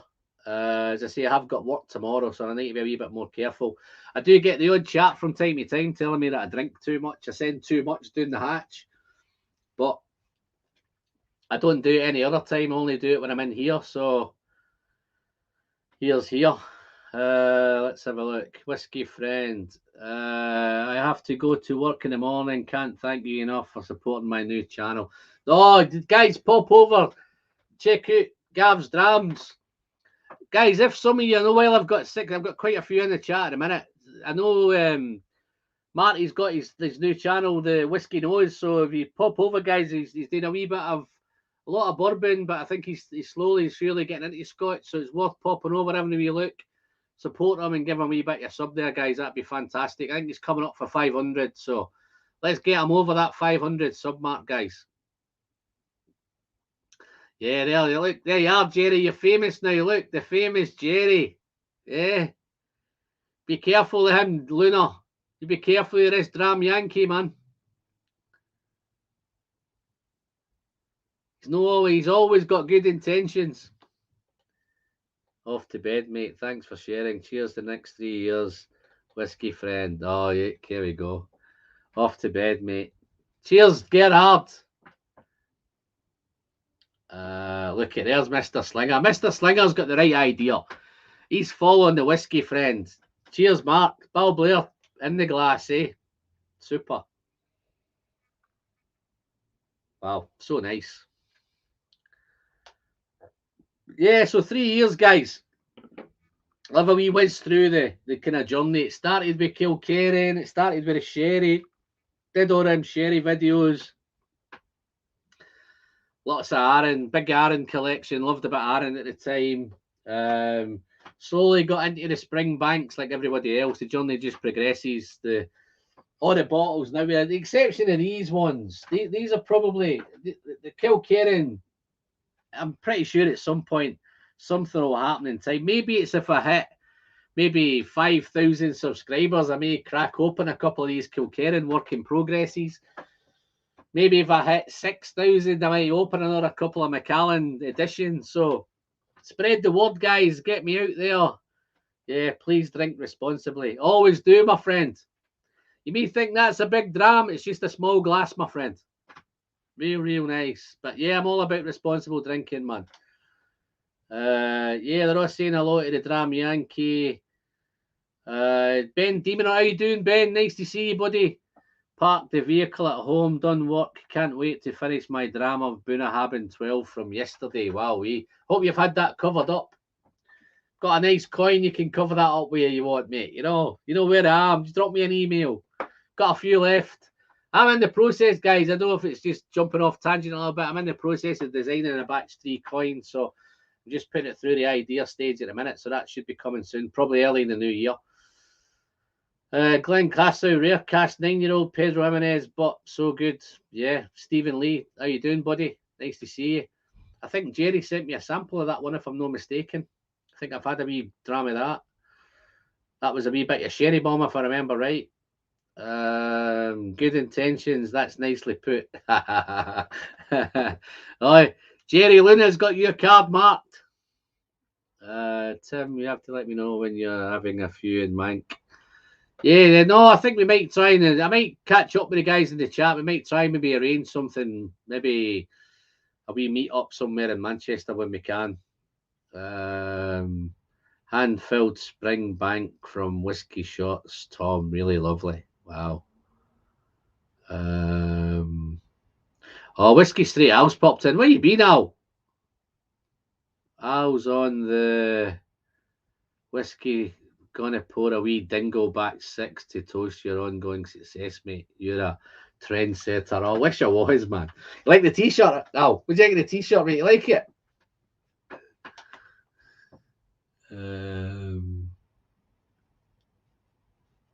Okay, yeah, Luna's trying to bring a bit of sense and a bit of, she's trying to keep me back from any shedanigans. So yeah, Luna, I had a wee chat with Roy and I kind of try to cover bits and bobs of it, but I've loved every minute of it. I was a wee bit apprehensive in the beginning, thinking, wow, a minute, no, this is not a pretty boy. How would he look on camera and how would he look on drinking whiskey and having a few here and there? And to be honest, it's been great. It's been hard work.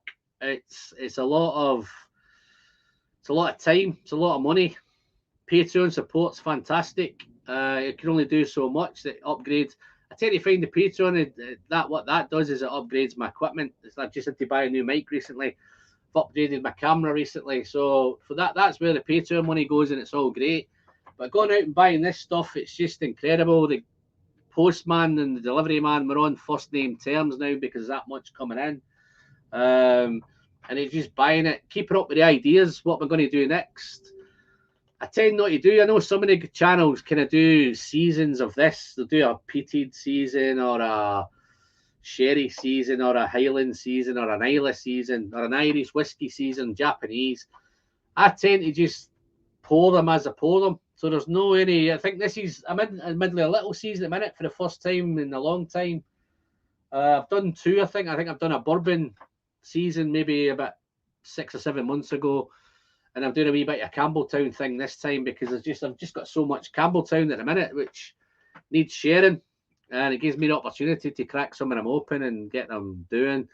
But yeah, all in all, it's tough. Sometimes I think like, let's chuck it and maybe not. And then I get nice comments in the chat and it just sets me back up. And I'd probably I would miss these nights now. And I'm probably contemplating doing I know when I do a live stream, it's probably when I feel like doing it rather than planning to do it. And I feel now I'm ready maybe just to commit to maybe a regular thing, but maybe not a 9-hour thing, maybe a kind of couple of hours here and there. And doing that maybe a wee bit more regular and a wee bit more kind of themed and a wee bit more going on. So we'd have maybe a wee bit of structure. I was going to sit down and try and do a structure tonight and plan it all out. But then I thought, no, I had Marty planned in, and then Roy contacted me and said he'd fancied popping in for a bit. So yeah, kind of took a wee bit ad hoc and just pouring some whiskies. And yeah, the journey's been great. It's been great meeting all you guys. There's so many names in here. I've not met a lot of you, and we've not met face to face. I've met a few of you face to face, but not maybe a handful. But I feel like we're good friends. That's where I think YouTube's doing it. I think there's guys, and it's amazing. What amazes me is that I can be sitting talking to somebody like being the Demon Hunter in Canada, or I could be sitting talking to somebody in Australia. I think First Fill Whiskey was in earlier on. I'm not sure if he's still in, but it's in New Zealand. You've got Al there in Ireland, you know, and it's just opportunities that maybe in the future we can maybe plan. I think Luna, we had something planned in Manchester maybe last year again, but I think kind of the COVID thing kind of messed that up a little bit. Whenever you're in Manchester, anybody, guys, whenever you're in Manchester, just drop me a note, let me know you're here, and I'd be happy to try and meet up if I can. But yeah, no, so many good friends in here.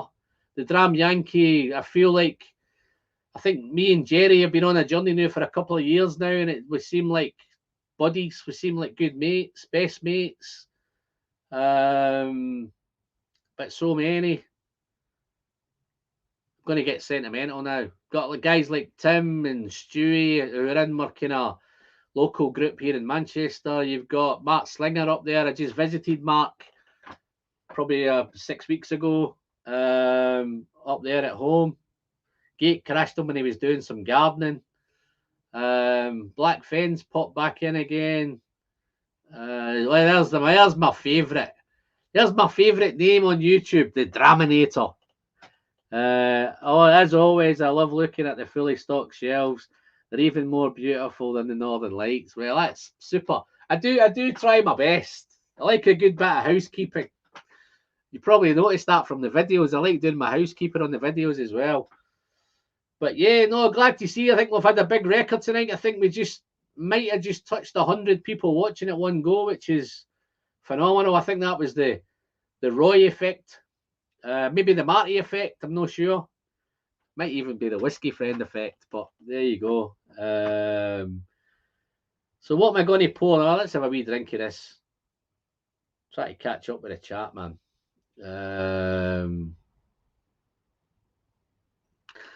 The beauty of YouTube's, we can get to know each other and share. Sharing is caring at the Whiskey Friend. Yeah, no, you're right, DJ. I'm hoping at some point, mate, either I can head over your way or you can head over me, because I'd love to buy you a dram, mate, and shake your hand. That's where it is. Love to get to talk to you face to face. Gary Kay's another one. Gary's been around for a long, long time, man. I think I might even have been in contact with Gary now for maybe almost the 3 years. Been with you yeah, you're right there, Gary. I think it is pretty much 3 years. Again, I'm loving if Gary plan a trip to the UK, anything like that, guys. It's super. There we go. There we go, man. There we go. You're always welcome. Barbecue next time, pal. The Whiskey Friend. Yeah. I had to kick his door in to get in, man. You know what I mean? But yeah, no, it's been a pleasure, man. I'm loving it. Pour the Beast. Man, no, it's too early for the Beast, man. Beast is frightening, man. I'll end up doing now 9 hours if I pour the Beast. What do I pour next? Have you poured the Bal Blair? Got a Bal Blair? 21? Yeah, Gary's the man. Look. I'd love to send out more postage. No, postage is the killer, guys. The whiskey is a doddle to send, particularly. I tell you where it really gets tough. To send it in the UK, it's dead easy. It's £3, £4 to send a decent sized parcel here in the UK. But to send to the States. Germany's not so bad. Germany's a little bit more, but the States is the killer. And then you're not even guaranteed because there's so many different states in America. Yeah, Nick's got the right idea. Nick, don't worry, mate. You're going to have something coming your way soon, mate. I've got a few.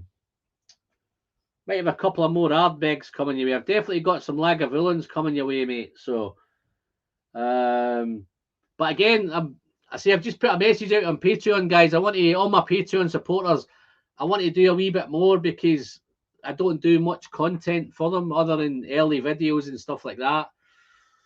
I have been sending out lots of samples here and there, particularly more to the local, the kind of UK-based ones, but some of the ones further afield, like Nick in New Zealand or DJ over there in the States and all that kind of stuff, it's the stuff that I'd like to send more. So what I'm going to do is basically, I'm going to just look at the Patreons and I'm just going to draw one Patreon a month, maybe a couple a month, and send them out regardless where they're going to go.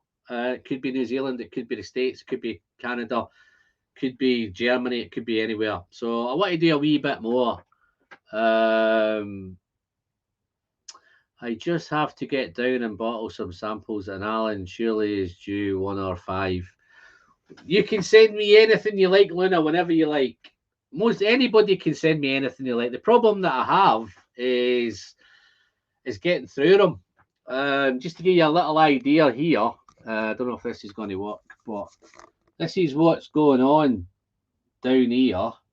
And then if I drop down again, it's just relentless. Up top, there's just loads and loads of it up the top here. And that's why I'm probably going to do a few more of the sample videos. I'm probably going to do a few more of them. Really, not to get more views or more subscribers, just to try some of these fantastic whiskies, because there's I've got a lot of nice stuff cracking on here that I just, and to be fair, some of the ones I've done, I've had them for months and months, years even, that I've not got through in doing them.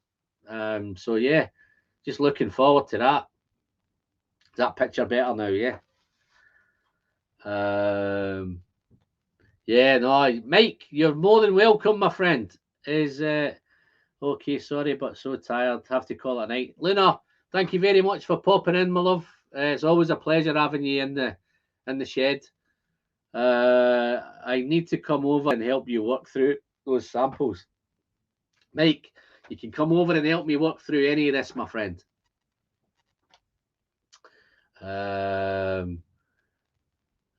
I thought your shed was like Doctor Who's TARDIS, a lot more bigger, I bet you wish, if only. No, I wish it was bigger.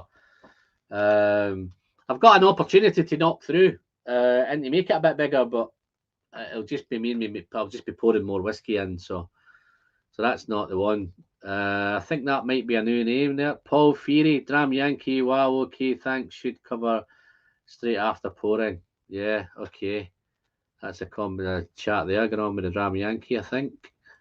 Have a good start in your week. The whiskey friend will come up with some different to send you. Always welcome, Luna. No rush whenever you're in. I've got plenty to be seeing me through anyway, just when you've got a chance. If you want any help with the postage, Luna, just drop me an email and I'll help you with the postage, no problem. Let's have a look. Here's a new name. Antal 10 broke. Whiskey Fair was waiting for the right occasion to open the latest Springbank cast strength. I think now it's a good time. To your good health, Alan. Big thank you for your vids. No, you're more than welcome, mate. Yeah, I've opened it myself. I've just had a wee chat with Roy. I don't know if you caught that. 100% ex-bourbon cask was the first one I think they've done it in. I'm going to take a wee bit of time to get into it because I don't think I've quite connected with it yet, but there's enough of it left for that to change.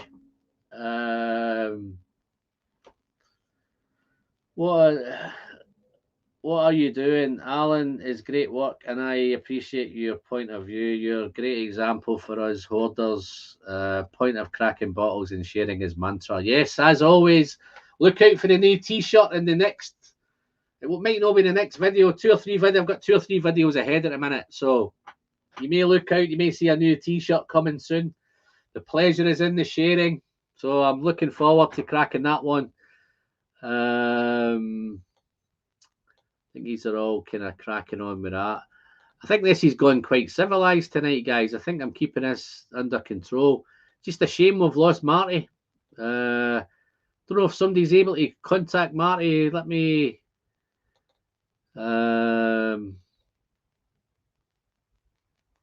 know what's going on. Yeah, so cool. So Bal Blair, loving it. This was my whiskey of the year. I think my original whiskies of the year, I think my first year was, if I remember back, I think it was Old Pulteney 21. Was my whiskey of the year. Fun enough, my first couple of whiskies of the years were 21-year-olds. So I think the Old Pulteney 21 was the first one. Then I think it was the Bal Blair 21. And then what did I have? I can't even remember what I had last year. What did I have last year? Wow. Somebody will need to remind me what I had as my whiskey of the year last year. Can't remember what that was. I might have a wee run coming up. It's coming up to that time, guys, to plan for this year's kind of what's doing it, what's getting ready for Christmas. Nice one, Tim. Nice to see you, buddy. Just let me know if you're still on for Thursday, Tim, and I'll get some of them whiskies ready for you, mate. Yeah. Take care, whiskey folk, and blooming well done in 3 years, Alan. Keep them coming. Yeah, no worries, Tim. Tim's another Patreon, big supporter, Tim. I'm really thanks for all that support, buddy. You get very little back from me. The odd sample here and then, but other than that, it's really appreciate it, buddy. I'll look out to catch up with you on Thursday, mate, hopefully. I think these guys are having their own private tasting in the background here. I don't know what they're tasting, don't know what they're nosing. Covering traps, the aroma as well, a little belter nosing. You have to cover it if you intend drinking it. I wonder if Jerry's telling her about my wee whiskey friend coins. I wonder if that's what Jerry's maybe trying to punt some coins for me, I think. Just a quick one, guys. I've got a few of these left. I think I've got about 20 left, I think. Done not too bad this time. I actually doubled the allocation this time, and I didn't think I'd sell them all, but I seem to be doing all right with them. Hopefully try and get rid of them all by... Oh, here we go. Whiskey friend, just asking why you cover the whiskey with a coin. Sorry, just... Yeah, no, what it does is... These coins have two kind of meanings, or two purposes. One of the purposes is it fits perfect over a Glencairn. So what you tend to do then is it keeps all those aromas in the glass. So then when you take it off, you can nose it and you get a wee bit more of the aromas rather than it just coming out into the room. One of the other ones though is if you have a load of friends that are into whiskey, and they call it a challenge coin. So all your friends really should have one of these. So if you want to contact me and get one for all your friends, feel free. And then when you go out at night and you walk into the first bar, then somebody will challenge. So you'll challenge one of your buddies to say, have you got your whiskey friend coin on you? And if they do have it on them, or they don't have it on them, then the great news for you is they're buying the first round. The bad news is if they do have it on them, then you're buying the first round. So that's the two purposes of the challenge coin. So really cool. But they're really pretty little coins, man. Little whiskey friend coins. Pleasures in the sharing. Cool. So you've got about 20 left.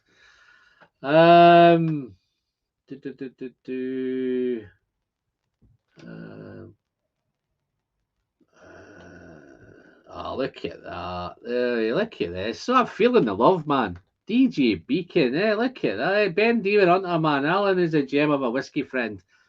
That's what it's all about, guys. Loving it. You guys, these are all gems as well, man, because there's a lot of famous names in here now, man. A lot of regular names. Draminator, Buddy Boy, did you ever get the fence painted? Funnily enough, I hope you that way you're talking to me there, but I've just had to replace some of the panels. So funnily enough, I was out earlier in the week repainting again. And I gave the shed a wee touch up as well. So yeah, I have been busy doing that. Do hope that was me, man. Yeah, no, look, feel the love in this community, man. Look at the love. One of the best. Whole community is great. And that's great. The whole community is great, guys. You must all be now sharing drams all over the place. Not just me, man. There's loads of people at it. And you get the beauty of it is you get to try some whiskies that you probably wouldn't have I've got to try. But let me finish this Bal Blair off, and then where will I go now? What did I say I was going to go next?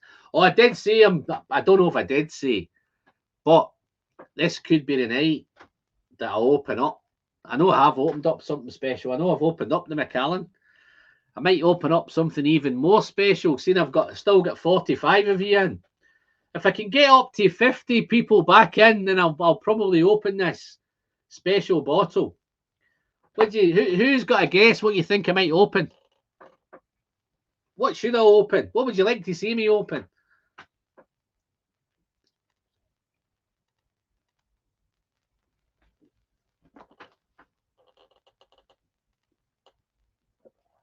Oh, wow, so nice. So nice. Oh, nobody's putting any comments in. Nobody's don't want to see me open anything else up. Yeah. Just a quick one, guys. I know there's a few of the Bourbon guys in now. I was going to save this for earlier, but if you watched the channel before, you've probably seen I did get this little invite, special invite to Lynchburg. Signed Mr. Jerry Kersey got me this, saying by Kevin Saunders back in 2019. But they also sent me a little Jack Daniels. I'll tell you what's cool about it. I don't show this very often, but I probably should show it more than what I do. But it's very, very chuffed. But I don't know if you can see on it. To the whiskey friend, Alan, the whiskey friend Wilson, all the best. Jeff Arnett.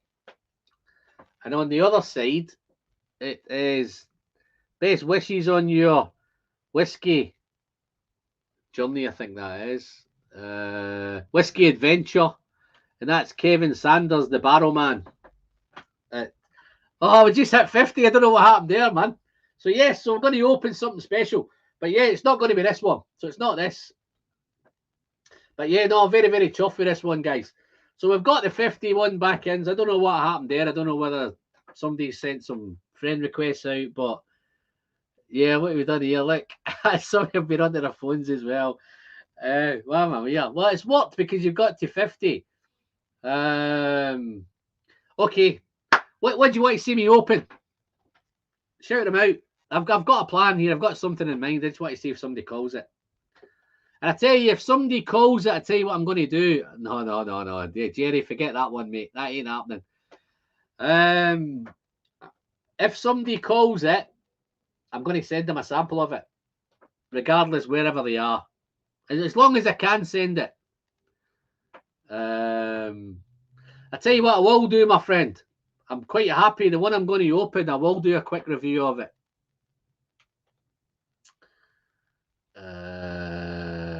Oh, Stewie. Which one? Kilkerran 8, 55.7. No chance, mate. It's minging. Stinking. It's up here. Oh, no. That's that. I've done that one. Done that one, man. I've just reviewed that one. I never reviewed it. I don't think. I'll tell you what, Mike, hang fire, because I think you might be fortunate enough to let me just check when it's due out. Let's have a look.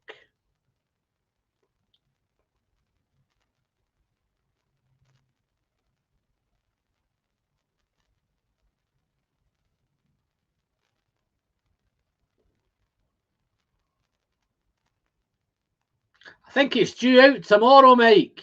Is it? Oh, no, it's not tomorrow. Maybe Friday. Due out. Hope you guys are not getting into Teapot, Glengoyne 25, Teapot, Stewie 25, Dram Yankees 25, got a balance here between teapot and 25. Jerry, if I have to open the teapot, it's going to be yours, mate. So,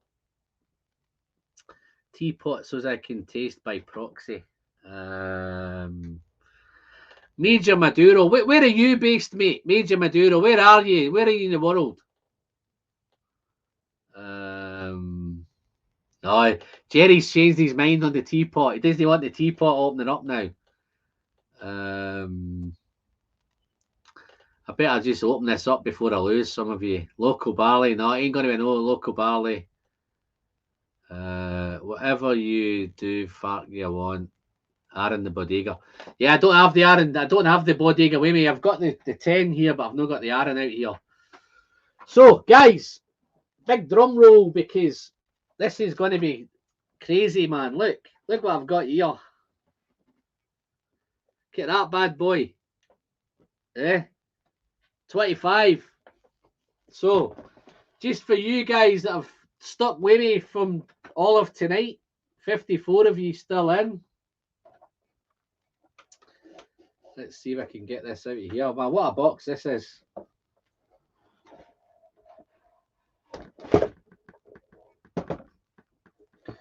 Wow, look at that, eh? Is that wicked or what?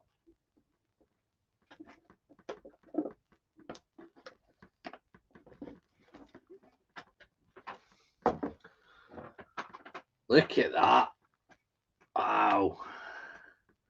Look at that bad boy. So just for you guys tonight, I'm going to crack this open.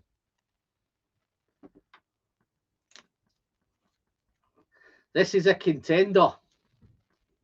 It's in the running for Whiskey of the Year this year. In fact, it's been a contender for Whiskey of the Year every year because I've been raving about it for, I don't know how long I've been. As long as I've been on YouTube, I've been raving about it. I have reviewed it a couple of times in the past. I've had a couple of bottles in the past that I've reviewed. So, is it a Glenallachie 12? No, it's not a Glenallachie. I'll leave it behind in the chat here. Aaron 23. I've got the Aaron 24 back in the indoors. Which teapot are we opening, pal? No, Mark, it's a 25, mate. But if you want to have a teapot, then you open any teapot you want, mate. Oh, just a quick one. Yeah, I've just missed a quick super chat there. Opening anything out, it'll be good guarantee. Grats on 3. Here's 2, many more, mate. Thank you very much, mate. And just in your honour now, Glenn, I'm going to pour a wee dram of this Glengoyne 25 and I'll toast it in your honour, my friend.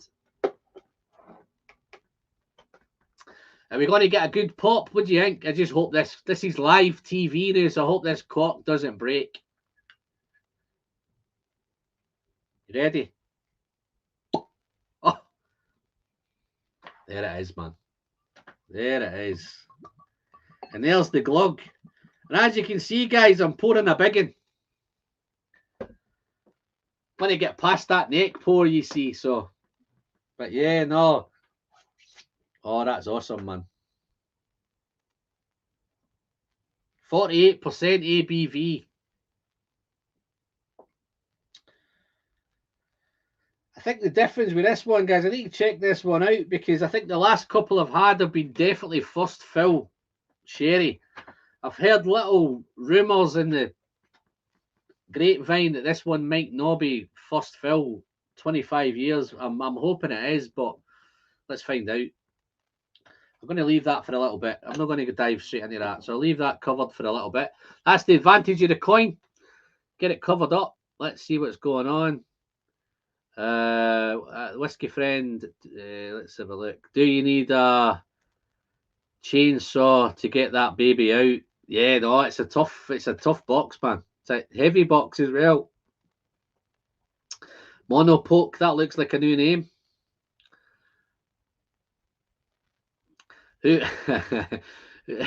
Who wants a sample of Alan's JD Heritage Barrel 2018? Alan, that's one special dram. Enjoy, pal. Well deserved. Yeah, no, it is tasty, man. Stewie's drooling. I think I went in too quick because I did say I was going to send a sample to somebody then, didn't I? What will I do? What can I do, guys, to pick somebody to send a sample to? How will I pick somebody to send one to?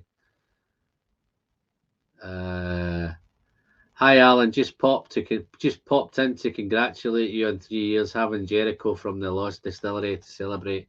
We can't stay long as I'm up early in the work, mate. No, next to have you in, Ian. Thank you very much, buddy. I need to catch up soon, mate. Need to pop over. You need to pop over to Oldham and drop me some samples off, mate. I've not had any samples off you for a while. Let me know when you're coming and I'll bring something to swap with you. I take a little of everything. Just pick me, Rob Niels. How you doing, Rob? Nice to see you, buddy. I want to give a sample away, but I don't know how to do one, man. How will I do a sample?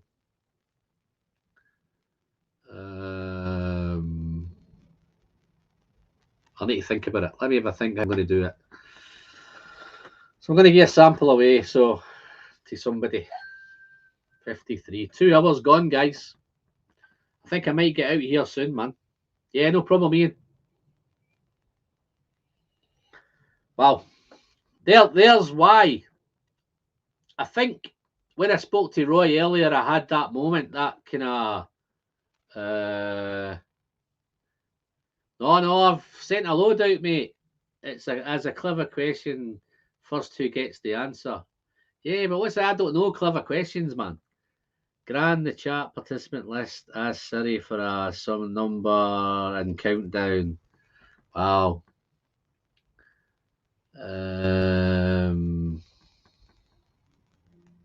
Right. I tell you what to do, guys, right? Everybody pop a number in the chat. Probably what we got now. Let's say there's 55 in, right? So let's do 1 to 55. And we'll see whatever number you pop in. If you all pop the same numbers, then it might be a wee bit more. That's going to be a pain in the arse. And if you all pick the same different numbers. So let me figure, so that's not going to work. Okay, let me have a look. Yeah. How about a sample to any Patreon from South Carolina? DJ, I think you've definitely got one coming, mate. So you don't need to worry about this. I'll certainly send one your way, my friend. Don't you worry. They're all doing numbers now, aren't they, man? The problem I'm going to get if I get 2 the same number. Right. If you all put numbers in, try and look in a number in the chat that you don't see the same one.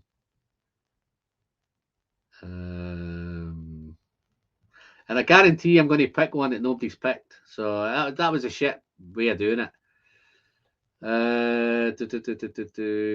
How you doing, Nigel? Nice to see you, mate. Thanks for popping in. How you keeping? Right.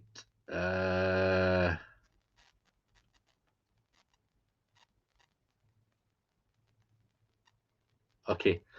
Here's a question. I've got a question. I think I have. Let me think. Let me get this right. See if this is going to work. Forget the numbers. In fact, I think there's enough numbers in there, Lynn. Let's do the numbers first.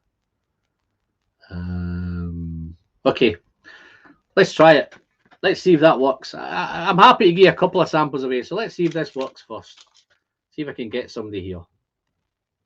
See if this lands on somebody.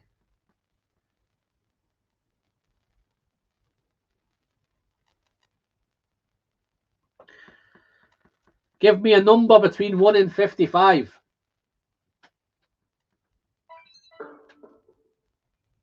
Okay. 36. Let's hope somebody pick 36. Anybody pick 36?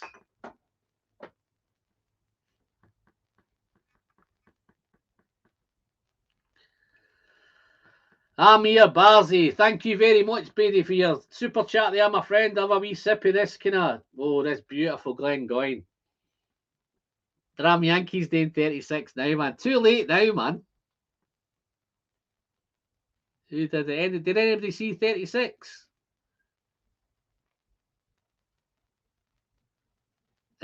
Dram Yankees too late, man. I'm looking for the Dram Yankee. Where's the Dram Yankee? Andrew McIntosh was so close with 33, man. Oh. Yeah, no, I don't think there was a 36 in there, Jerry. Too late, man. Yeah, I knew that was a shit idea. Yeah, definitely no 36. Don't worry, Jerry. You'll get a sample anyway, mate.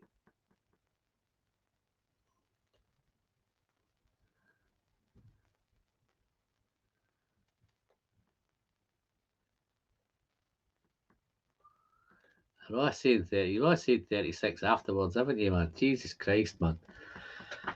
Right, let me find another way. This is turning into a road crash, man. I can't give away a Glengoyne 25, man. Wow, this is so much sherry, man. This is just this is what it's all about. Dark chocolate. A little bit of spice in there as well.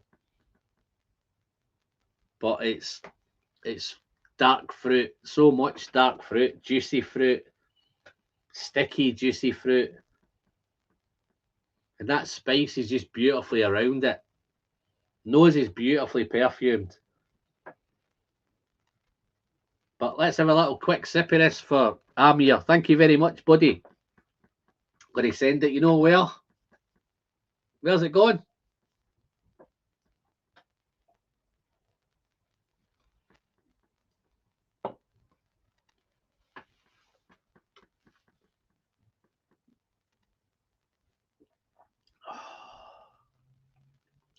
Wow.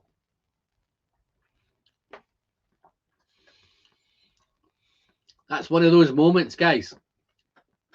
So nice. Raisin, sultana, dried fruit, dark fruit, chocolate, toffee, everything's there, man. Okay, this is going to be dead easy, right? What's the first one to give me this when it comes up on my screens? Remember, there's different time zones, so you need to don't start falling out with me. When it comes up on here, is who's going to get it, right? On my whiskey friend coin, what's the motto that's on the whiskey friend coin? So easy, man. Who's first? Remember, the spelling's got to be right.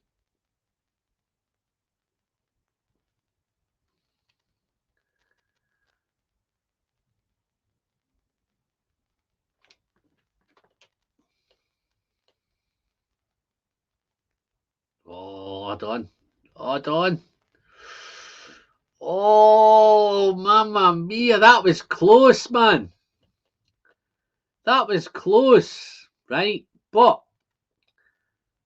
it's that close, right? I'm gonna give two away because wowee.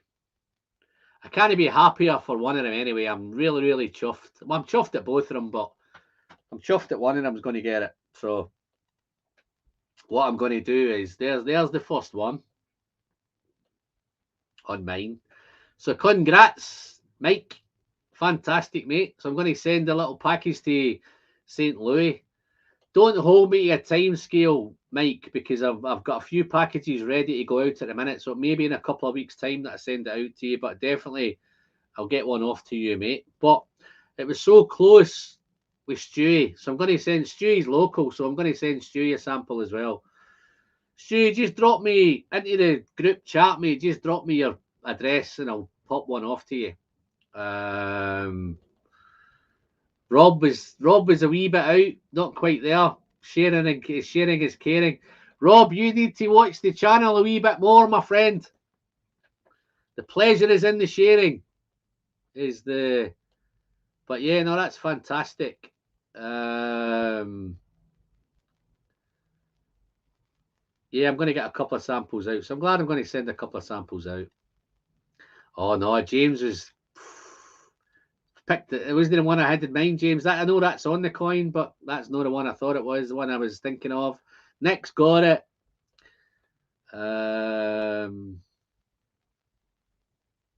Yeah, Draminator's got it.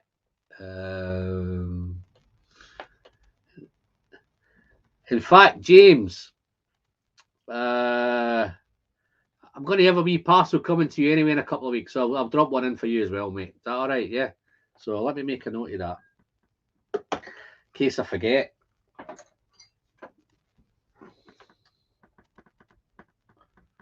Molasses.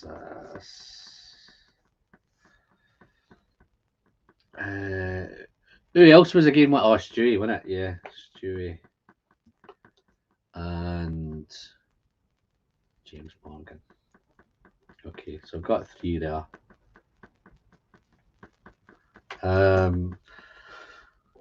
Mike, I'm not sure if you've got my email address. I'm just going to pop my email on the bottom of the screen here, guys. Let me get rid of that.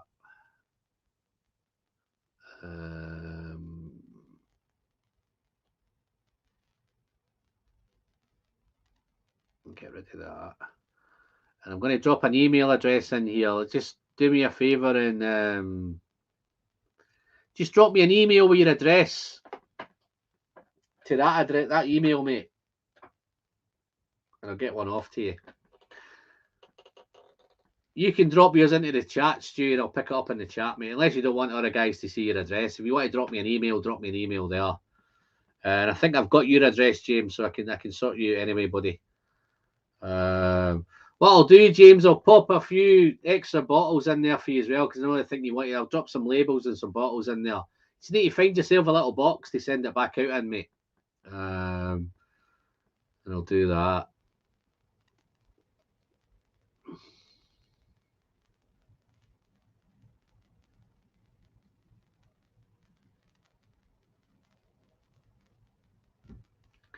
Just catching some of these. I have sourcing materials for a system for sharing.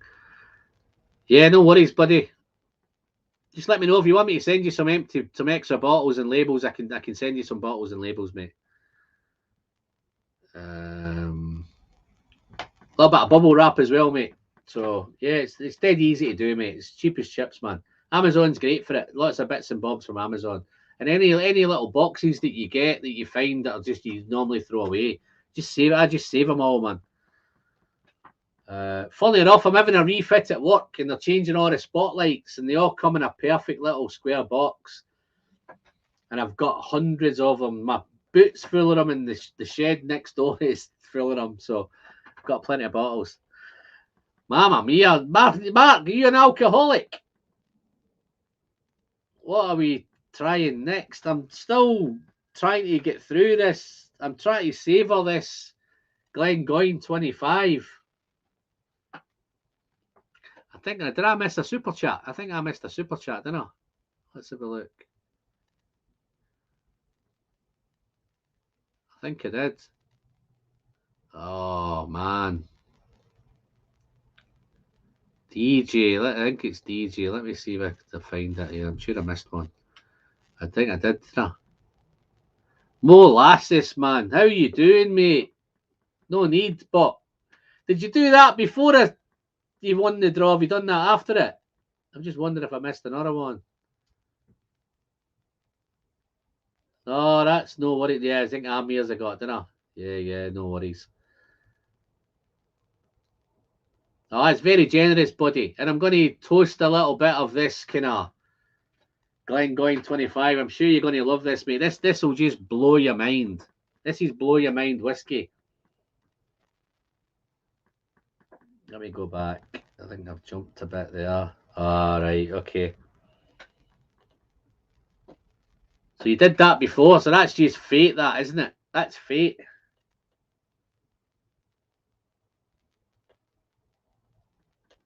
Whiskey, let's have a look. What did I miss? I missed something here. Has Marty been on?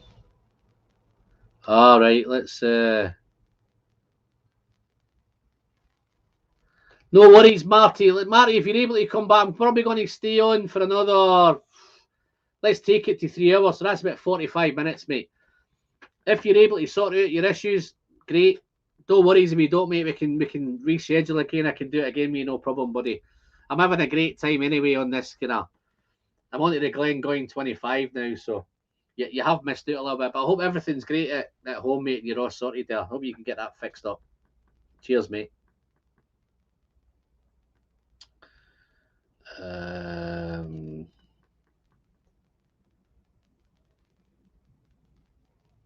is this? What is he saying now, man? Call it 1 hour. If you're close to the M25, then 4 or 5 hours to get to Manchester. Wow.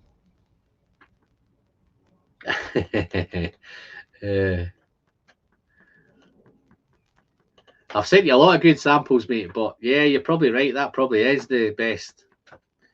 Is that better than the bottle of water? You're not a bourbon guy anyway. You've got the WOW bottle, haven't you? So 100% pure mustard, eh? Where are we going here? What's your thoughts on Kilkerran heavily peated batch 4? Yeah, fantastic. I think I have it here. 3, 2. That must be that way there, isn't it? This one, that's the 16. Yeah, batch 4. This is my second bottle of batch 4. Listen, I'm not a peated fan, but I'm a Kilkerran fan. I just moved my camera there. Let me just oh, let's have a look. Sort that bad boy out. Yeah, I'm not a peated fan, but Kilkerran's just kills me every time. And this is where I'm worried about Kilkerran, because, and I think Roy gave me a wee bit of confidence in it, is that maybe I'm expecting too much from Kilkerran, and I don't know whether it's just great at a 12-year-old whiskey, whether it's one of them it gets better with age. I don't know if it's one of them it gets better with age. 16's probably nice, lovely and subtle, so it's a subtle whiskey. Whether I'm looking for a wee bit more ABV in that one, so I don't know. I think that Kilkerran 16 at cask strength, I think now that would be something that would excite me.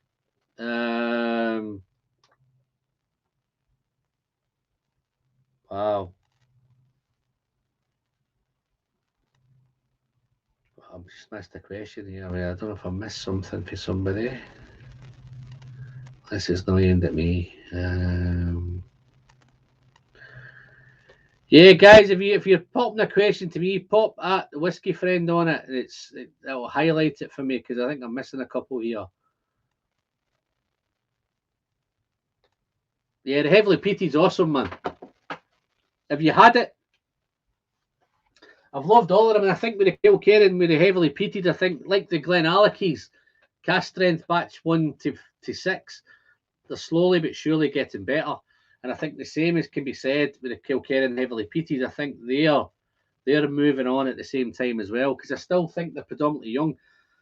I've just released a video today, guys. I'm not sure if you've picked it up, but it was the Kilkerran 5.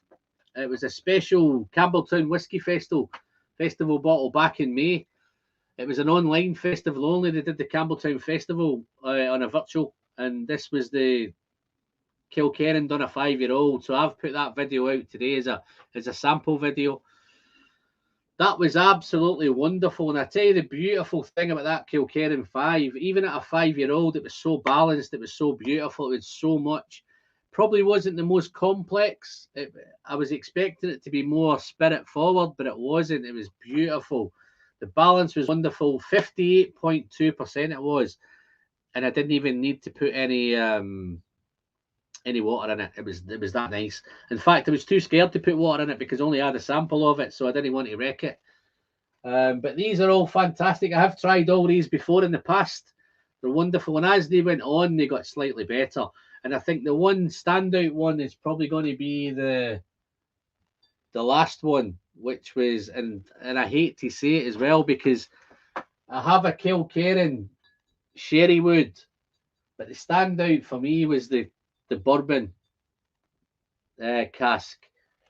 And I think purely because it was the only one they done at cask strength. It was 54.1% ABV. The camera's had a laugh there, isn't it? Yeah. So yeah, 54.1% ABV, which was awesome. And I love Campbelltown at that high ABVs. And I think it's the same with the bourbons. Roy's bang on.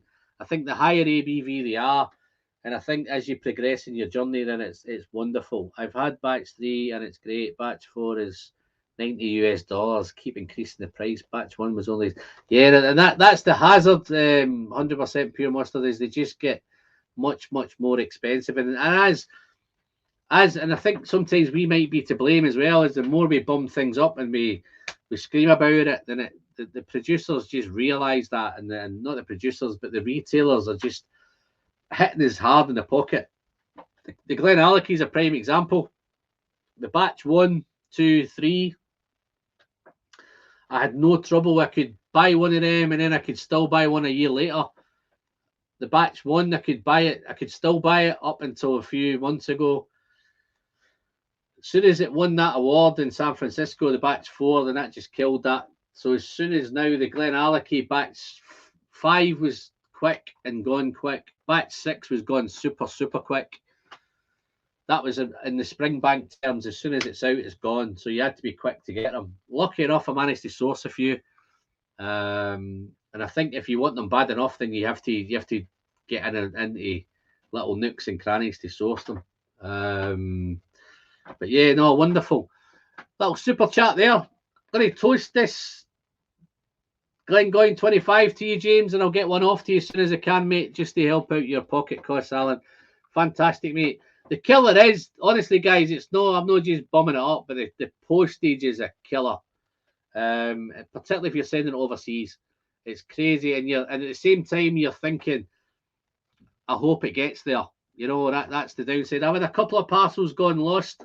I sent one to Drew Lane in Arizona, waited weeks and weeks and weeks, and it came back to me. I actually got that one returned to me, which was amazing.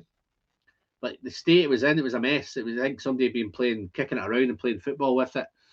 I have resent one out, and gladly to say that got there. I have another one that I sent out to the States, which is still AWOL. It looks like it's been stopped at customs somewhere because it still says it's waiting to move on, and it's not moved. But that's been a good month now that it's not moved. I'm in the process. I'm going to send one. I think it was Frankie Hawkins I was going to do that to. So if you're watching Frankie or you catch us in the replay, mate, I'm going to try and send you something a wee bit later on. I've just got so much to get out at the minute. First fill. What's first fill saying? Do you plan to review 2 of the new whiskies available, the Glen Scotia 21 seasonal and the new Clydesdale release? I haven't bought any of them first fill. I have got a couple of Glen Scotias coming up. Funnily enough, I've got a Glen Scotia coming out tomorrow. And I'm probably going to, at some point in the next week or so, record the Glen Scotia 18. So I've got a couple of Glen Scotias to come. What's Malt Monk saying? Is as good as your chauffeur's sample. You tried the Glengoyne distillery, spoilt rotten, you lad. Save a wee sip for me, mucker. Bedtime for me, fellas. No, Justin, I'm sure I'll be able to find a sample for you somewhere, mate. In fact, I said I wasn't going to share this bottle out now, and I'm down to here now, I think. So I need to be careful with this. So I've got a couple of samples going out. So yeah, I'm sure I can find something for you, Justin. I was lucky to find a Kilkerran 8-year-old 56.9 last week. Oh, that's the 56.9. Oh, have you opened it? Oh, he has opened it. Of course, nothing compared. It's too much sulfur, guys. If you're not prone to sulfur, I'm not that prone to sulfur, but there's a lot of sulfur in this one. Even the Kilkerran 57.1, there's a little touch, of really hint of sulfur in there, but because I'm not prone to it, it's fantastic. This one's different, and I've left it now. I'm pretty much down. I've given it every chance, this guys, to get there, but let's. Yeah, first thing it hits you is the sulfur. So I've got another bottle of that stashed away as well, so I don't know what I'll do with that. I might just send that to somebody I don't like. Only joking. No, it's fantastic whiskey, but it's just too much sulfur. And I don't know if anybody's got any tips what I can do to. I don't know whether I should pour some 57.1% in it to try and help it out, but I don't know if that would work. But yeah, still doing this. This is awesome, man. This is what whiskey's all about, and this has just helped me through. I think I had a couple more planning to do. What was I planning to do? I might finish with a wee. I don't know if Nick's kicking around. I might finish with a wee Ardbeg later on, just to kind of finish the night off. Maybe another. I don't know if Nick's still in. What we're looking at now, 2:25. Maybe another half hour, Nick. I don't know how that works for you, mate. If you're going to hang around for another half hour, I'll open a little Ardbeg for you. All right, guys are going for some dinner. Alan and guys got to leave for dinner. We'll be back in a bit. Yeah, no, it's I might, if it's going to be more than half an hour, mate, I might not be here, but I'll try my best not to be. But you know what happens. It's what happens. Let's catch up with you guys. Kilkerran 8, batch 1, 56.2. In fact, I do actually. I have reviewed it. So if you go back to the very early stages of it, I think it might have been video 5 or 6 or something. I think I did do it. But I tell you what I've done.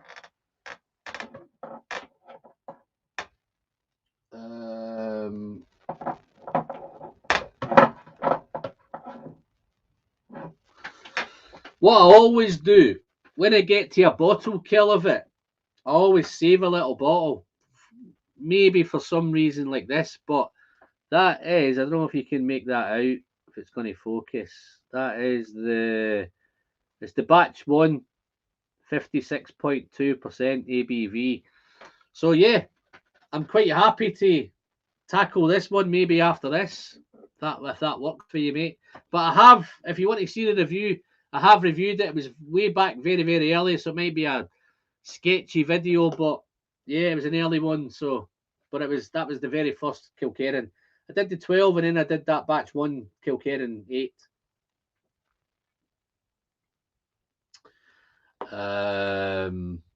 Yeah, but Gary, I think this one was wondering what you drink after a Glengoyne 25. Hard choice. Yeah, no, it is a tough one because this is so rich and it's so thick and creamy and juicy and raisiny and plummy and Christmas cake and dark chocolate and toffee and fudge, and it's got everything in this. It's everything you can imagine you want a whiskey. It's got leather, old leather. It's got a little hint of tobacco in there as well. Don't know where that tobacco comes from. I don't know whether it's the aging. Yeah, Monk's got off. See you, Justin. Take it easy, buddy. But yeah, I'm going to have another wee sip of this. But well, it's cast strength. It's 56.2, so I think it'll give me a chance to bring me back down to earth. I still have a closed bottle. If you like, I could send you a new sample. I'm just trying to think which one. Was that the one that asked me about the Kilkerran?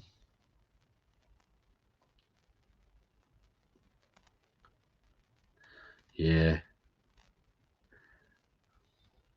Antil, Tenbrook. Where are you, Antil? Where are you based? I've just I've got, if it's any good to you, I've got a video coming out. I think it might be Thursday or Friday. I'm doing the 55.7, which I think is, what am I thinking? Batch 1, 2, might be batch 3. 55.7 bourbon cask. Awesome stuff. Stewie, no problem, buddy. Drop me an email, mate, or drop me a text in the group chat with your address and I'll get something off to you, mate. Yeah, I'll pop a few other bits and bobs in as well, mate. Anything else you fancy while I'm sending you a package, mate, just to make the postage worthwhile? Anything else you fancy in there that I've got or I've tried, you've seen, or you want to try? I'm not going to open another one for you, but if I've got anything that you've saw that I've done and you want me to send you a bit, then I'll send you a couple. Wow, this is so nice, man. So nice. Kilkerran 8.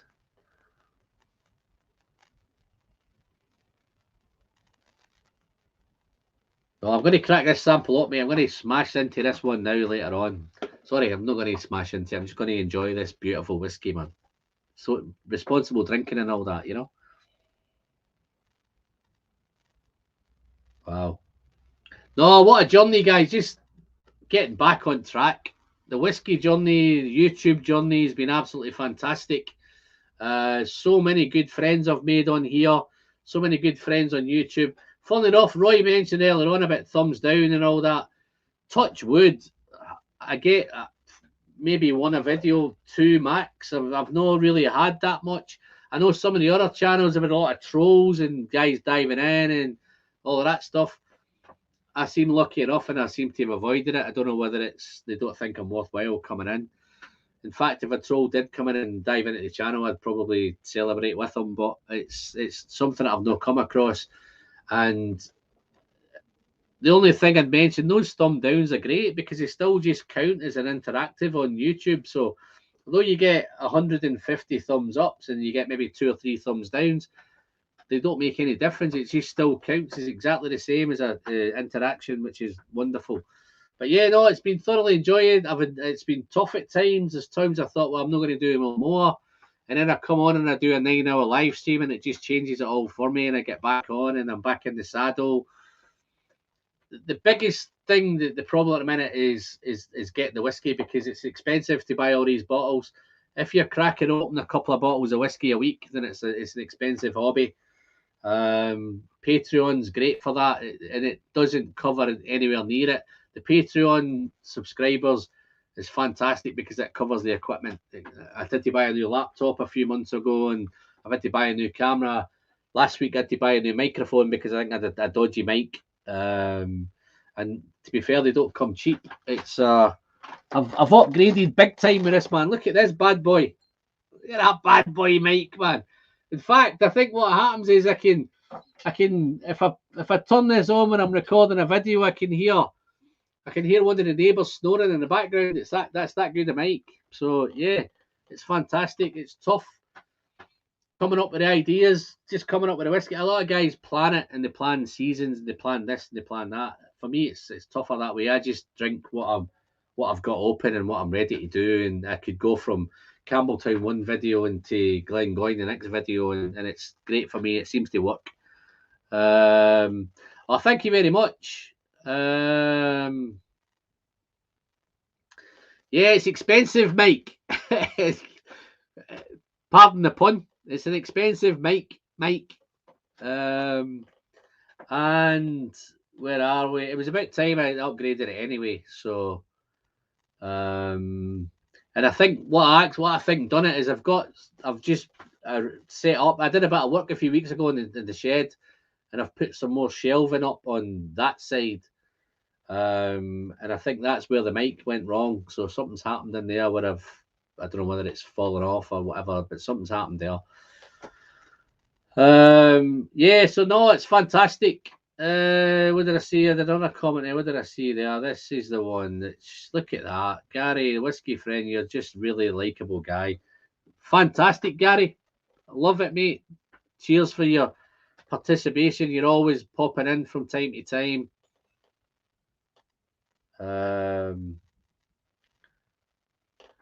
I don't normally do this, guys. I should have probably done it a wee bit longer, but I don't know if you've liked this video tonight. Don't forget to give me the thumbs up. You know, if you're new to the channel and you have not subscribed, then you might want to hit that button down below. Helping the channel massively on its way to the magical 5K. I can't avoid this housekeeping. Just checking the mic. And where are we? I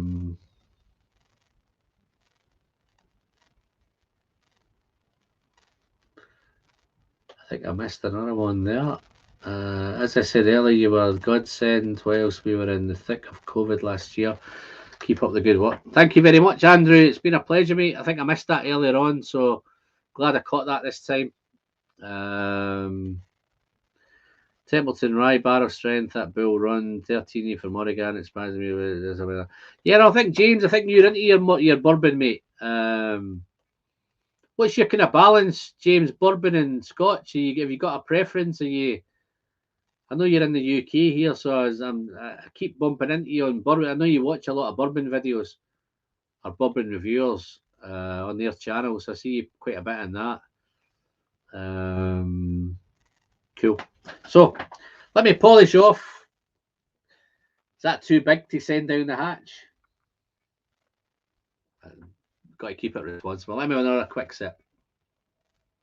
So it's had a wee bit of time to open up, guys, but it's everything. It's rich, it's thick, it's creamy, it's spicy. It's raisins, sultanas, figs, Christmas cake, cherries, plums, dark fruit, rich dark fruit, juicy fruit. Wow. The spice is getting a wee bit stronger in this. What I remember from my last one, I think this smells a little bit spicier than I did on the last one. Whether that's the neck pour or not, I'm not too sure. Let me get rid of that. I don't need that dress up there anymore, do I? Let me get rid of that. I forgot that was up there. Cool. Yeah, I think I'm going to call it a day at 3 hours, guys. I think that's sensible. I'm back at work tomorrow, so. Wow. Cheers, Mo. You're only saying that because I'm sending you a Glengoyne 25.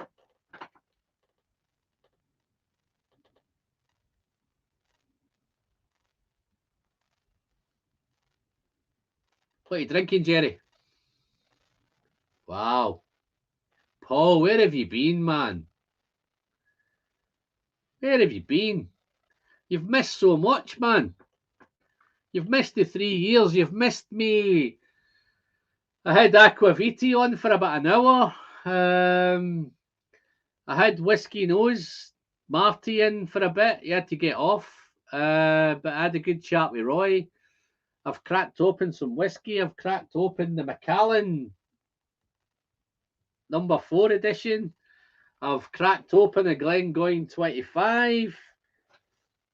I've had a bit of Kilkerran 12. I've had a bit of Bal Blair 21. I've had a bit of Knob Creek. Missed so much, man. But thank you very much for popping in, Paul. Always good to have you. Let's see here. Remember, it's Alan. We might go on for another 4 hours. No, I'm working tomorrow, man. I'm driving to work tomorrow, so I can't be pissed. Wow. But no, thanks for popping in, Paul. Nice to see you again, buddy.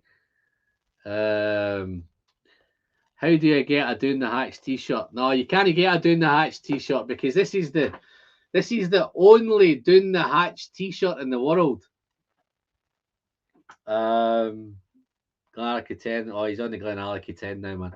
I might join you in the Glenallachie 10 after I've done the Kilkerran 8. I promised I'll do the Kilkerran 8.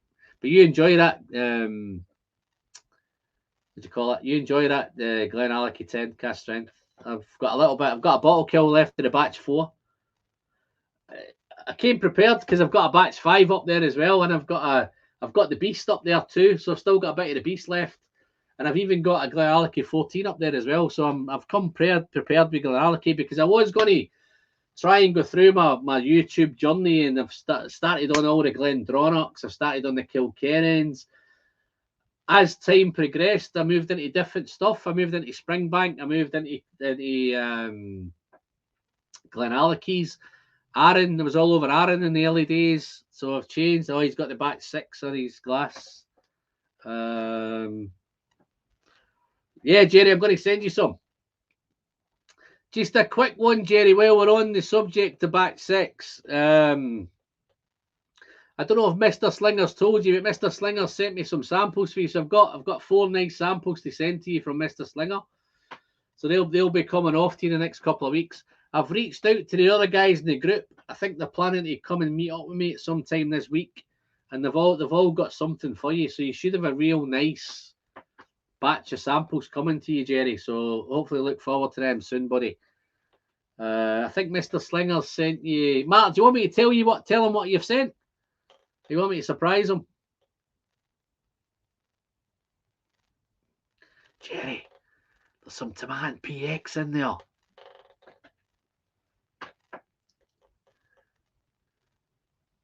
little bit of Deanston.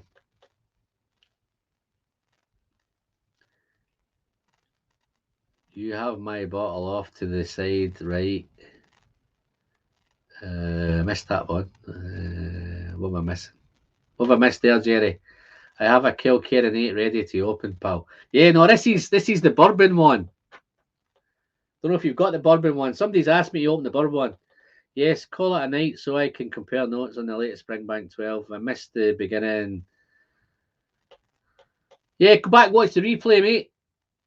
Get the boss. Oh, are you getting rid of me now, Andrew? I missed the opening, the Glengoyne 25. Sorry about that. If this live stream is uploaded, I will go back and watch. Yeah, no, it'll get uploaded later on. Once I come off of me, it'll upload automatically. But no, stay a bit longer. Okay, tell him. Yeah, I've got. I think off memory, I've got a Deanston 12 Palacatado. I've got a Tomatin PX, the one you like. I've got a Ben Romack Cash Strength, and I'm trying to think. What's the last one, Mark? What's the fourth one? I've got them down here somewhere. Let me go and have a look, guys. Give me a sec.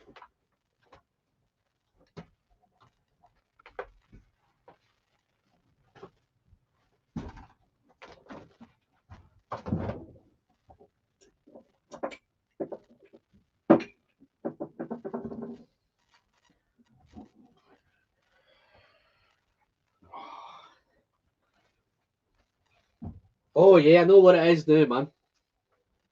I know what it is.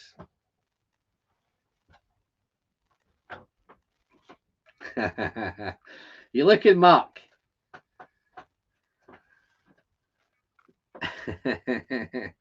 Glenmorangie. Got a Glenmorangie Sauternes cask. 14 years maturation. 59.6. I've got the Deanston Palacatado 55.4, 12-year-old. I've got the Tomatin Distillery PX 53.7. And we have, last but not least, the Ben Romack Cask Strength Batch 1. I think, if I remember right, that's the sherry one. I think it's... Mark might keep me right. Is it that one, Mark? Ben Romack Sherry Batch 1. Cask Strength. So they're coming your way, Jerry. Sometime soon. Unless that Tomatin PX gets the better of me. Got a few queues. Someday I'll get a hold of a bottle of Kilkerran 12. Not easy to find in the States. I think if you shop around, mate, you have a good look. I think I'm not too sure where are you in the States, guys, and they'll see if there's somebody in here that can point you in a direction. Anybody be able to point Q in the direction of a Kilkerran 12 in the States? It's the best one, the Sherry Bomb. I take it he's talking about the Glengoyne 25 and not the Tomatin PX.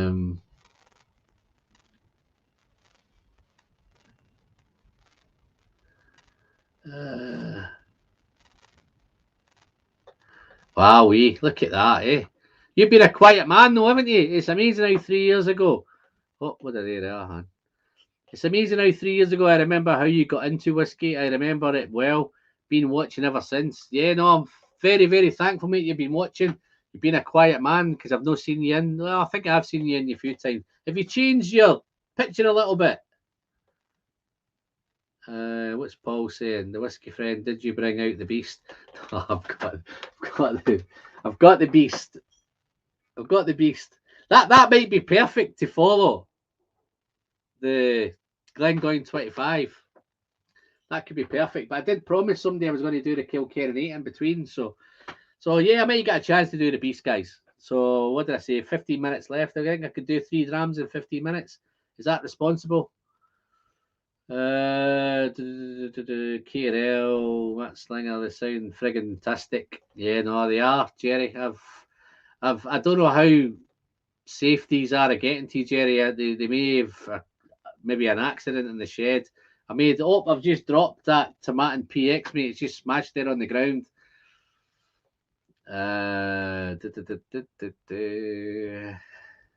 Wow, okay. So I'm going to polish off this 25 now. And I don't care how much is in the glass because I'm going to send it all down the hatch. Might not be irresponsible, but it's disrespectful to the drams. No, I'm not going to drown them in 15 minutes, mate. I'll try my best not to anyway.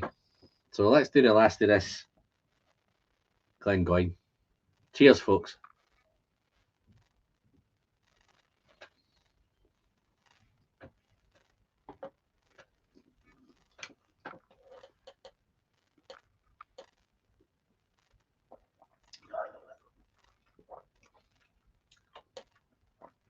Oh, man.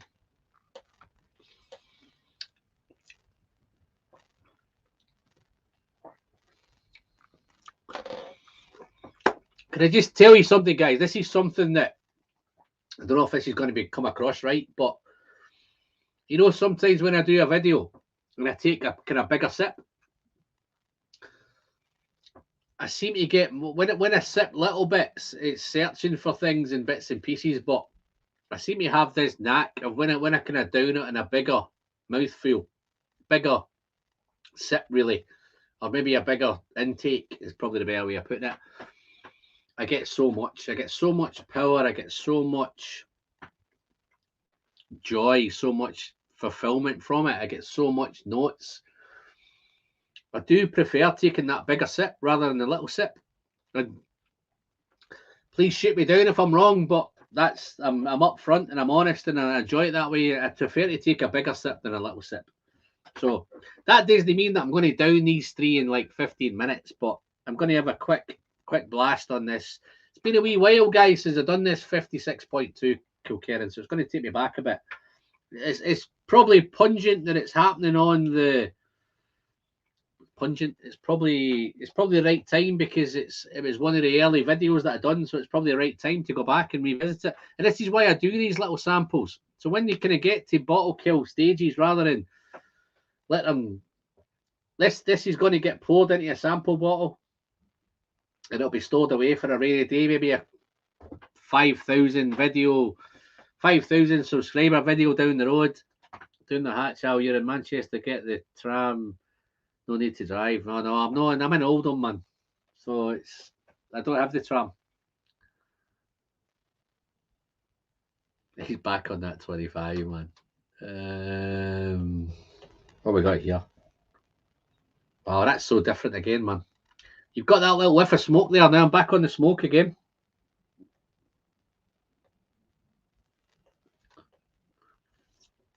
That was a big last drink of the Glengoyne 25. Not sure anything you drink next will match it. No. I don't you worry, mate. I've got something that can match it.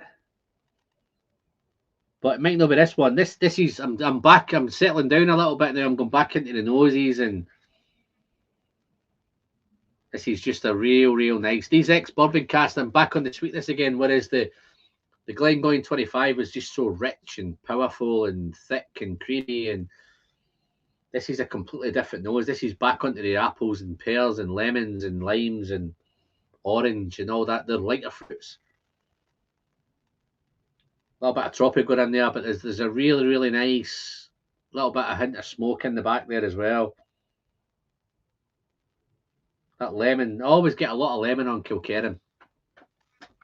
But there's a little bit of salt, a little bit of salty character, a little bit of maritime, a little bit of brine, a little bit earthy, a little bit outdoors. Real nice. This is where I think Kilkerran's great.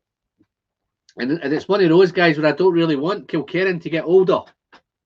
I don't know how crazy that sounds. I don't want to have a 25-year-old Kilkerran. I want to have a 12-year-old, an 8-year-old.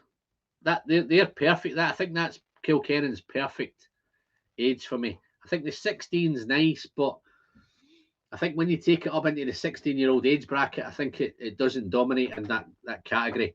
I think the 12 dominates in the 12. It holds up against anything in the 12-year-old category. And I think the 8's the same. The 8 holds up with anything. So I'm not too sure how it's going to go when it goes into the 16s and the 18s. I don't even think they're going to do an 18. I think I've heard they're going to go to a 20 next.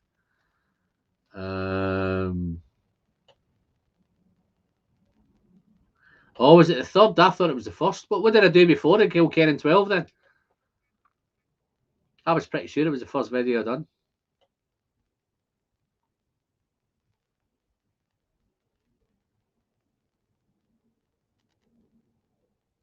Oh, man. I think you're talking about, let me...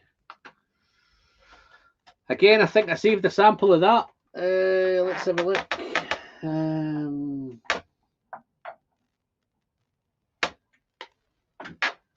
That what you're talking about?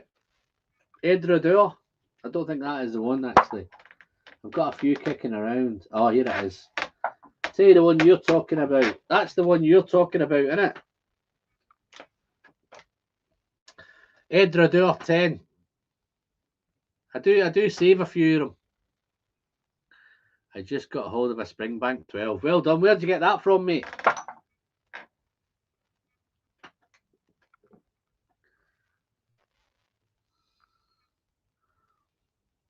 Number 3 of your top 5 affordable whiskies. First vid, indeed.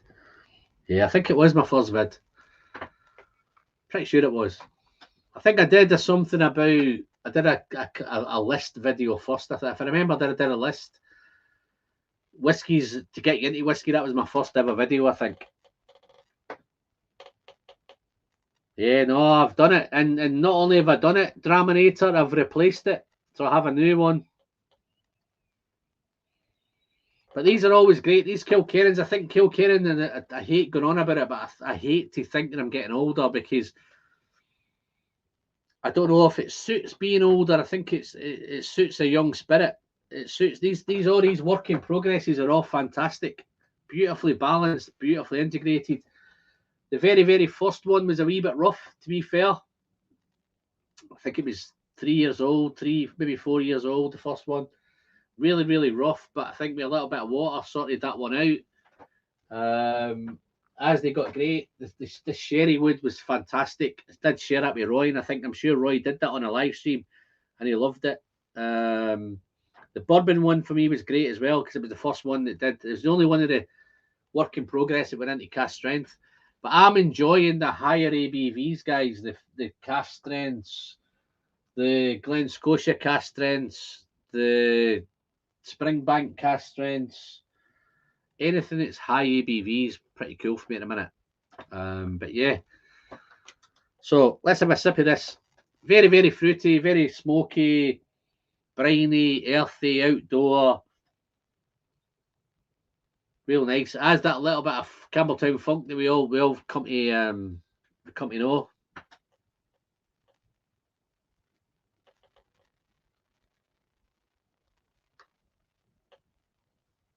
Wow, this is nice. Just got all the Springbank 12. What's that saying there? That current pour is looking a little bit bolder than his usual sample pour. Bolder. Oh, it's a little tiny little 3CL sample, that one, Jerry. Just what I had at the time. That's all I had left in the bottle, I think. So, let's have a look. I agree with more younger malts, possibly because the young ones are all that I can afford. No, I think the younger ones are still pretty spirity, and if you can get a balance between the spirit and not make it come across rough. And I think that's sometimes where it is when it's young, it's spirity and peaty. The peat's great, the smoke's great when it's younger. I think as it gets older, the smoke kind of dissipates a little bit as well, so it loses a little bit. So yeah, no, it's just my quick take on that. Let me have a quick sip on that. Andrew, wow, mate. I don't know if you're still Andrew. I just spotted you there.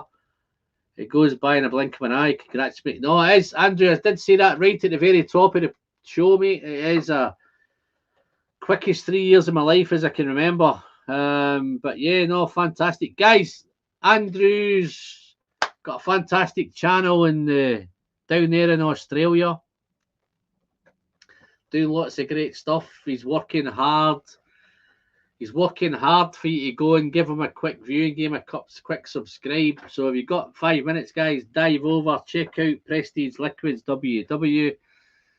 Hit that subscribe button, man, and just drop him a little comment and tell him that Alan sent you. That'd be good. Yeah. Let's have a sip of this.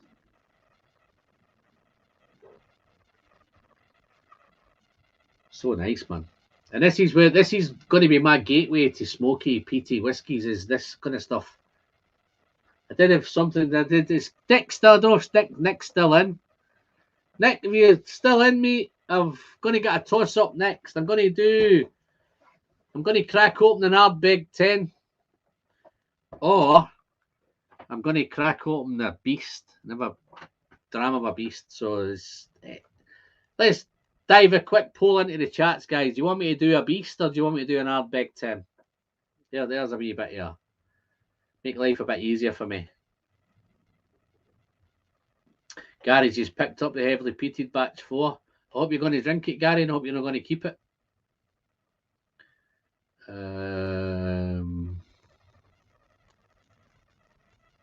Oh yeah, Nick's in. Nick, where am I going? I know where Nick's going. Do you want to see the Beast, Nick, or do you want to see the... I think you've seen the Beast, haven't you? I did a Patreon video just for the Beast. So if you've not seen if you've not watched that video, Nick, go back and watch the video that I sent you on Patreon for the Beast. Done it because I did. I don't know if I remembered back. I sat down one day to review the Beast, and I was all ready to start recording it, and I went back and I thought, I'm sure I've done this at some point. So I looked back, and in my Patreon video, I said I would never share it with anybody. Nick, so you might have the saying here, if I can get permission from a Patreon or a Patreon, which you are, if you want me to do the Beast here now and whatever, I can do the Beast. I'm sure I've seen all your Patreon. Well, you've seen the Beast.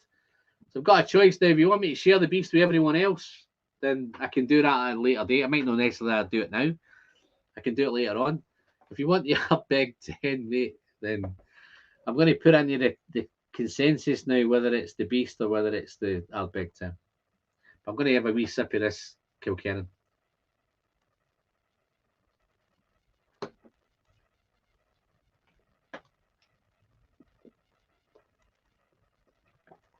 Okay, wow. There's where that. It's punchy. It's powerful. It's intense. It's aggressive. But at the same time, it's smoky, but it's not. You traditionally get dry with smoky, sooty. This is smoky, but it's a little bit of tobacco rather than soot. But it's juicy. It's mouth-watering. It becomes really, really nice. So much fruit, so much, but at the same time, it's peppery, it's spicy, it's sweet spices. Just, what's the Beast again? Oh, Ben, you're not watching enough. This is the Beast.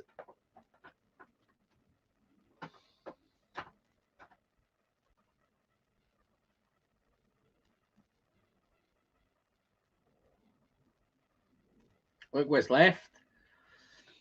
I was going to try and save that for a little sample. Some of the best Scott we laid down in 1976. Very hot year. Okay. I remember that year. I think is it 76 was the hot year? I always remember it 78. I remember it. I thought it was 78. Well, what we were doing as kids, we were out on the street as kids cooking fried eggs on the pavement. How crazy is that? That's how hot it was. But I'm pretty sure some of you guys in the hotter climates could probably do that anyway. But for somewhere here, it's crazy, crazy, crazy. Well, Ben wasn't even born in 1976.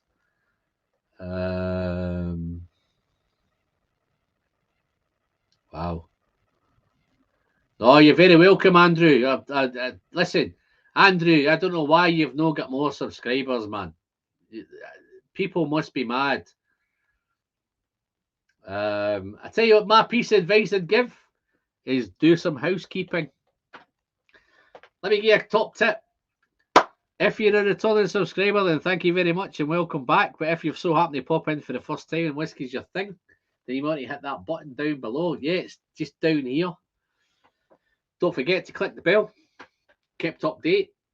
You're helping the channel. It's free. It's completely free. It doesn't cost you a penny.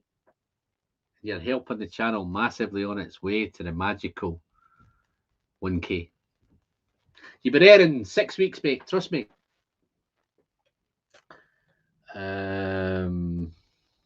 Beast.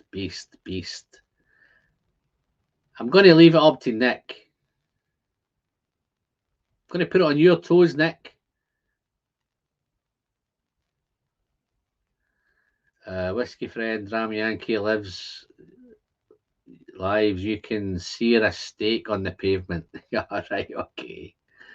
No time for other channels when there is 4 hours of Alan content each day. I tend not to do, Nick. I do very, very few live streams, mate. I say that Nick says the 10. So, no time. Yeah, listen, I'm favouring Nick, but I'm going to leave it to you guys. There's 33 of you left in the chat, man.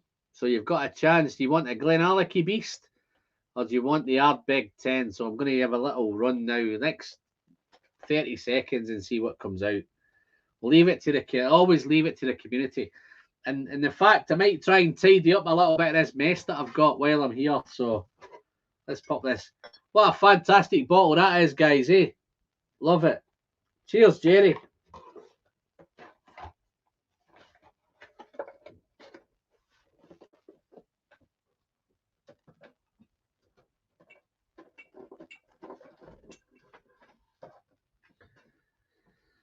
Let's have some water.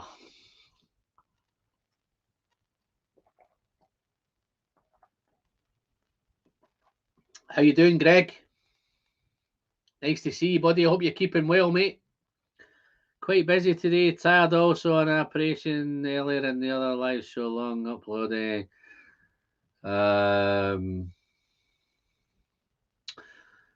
Greg, do you have problems uploading videos to YouTube?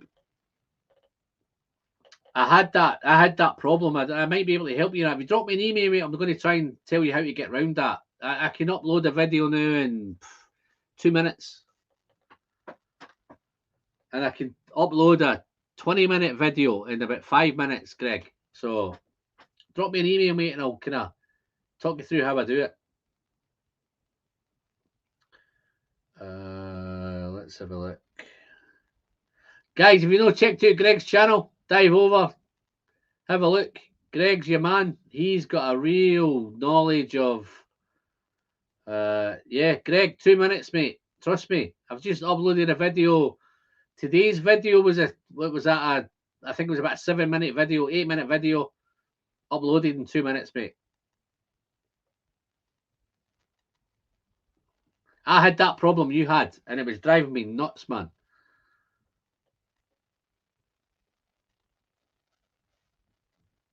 Beast. Greg Clynn's gone for the beast. Yeah,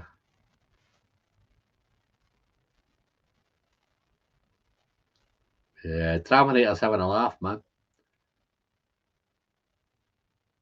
My video today lasts 51. Whoa, Greg, wow. No one of you can take hours to upload, man.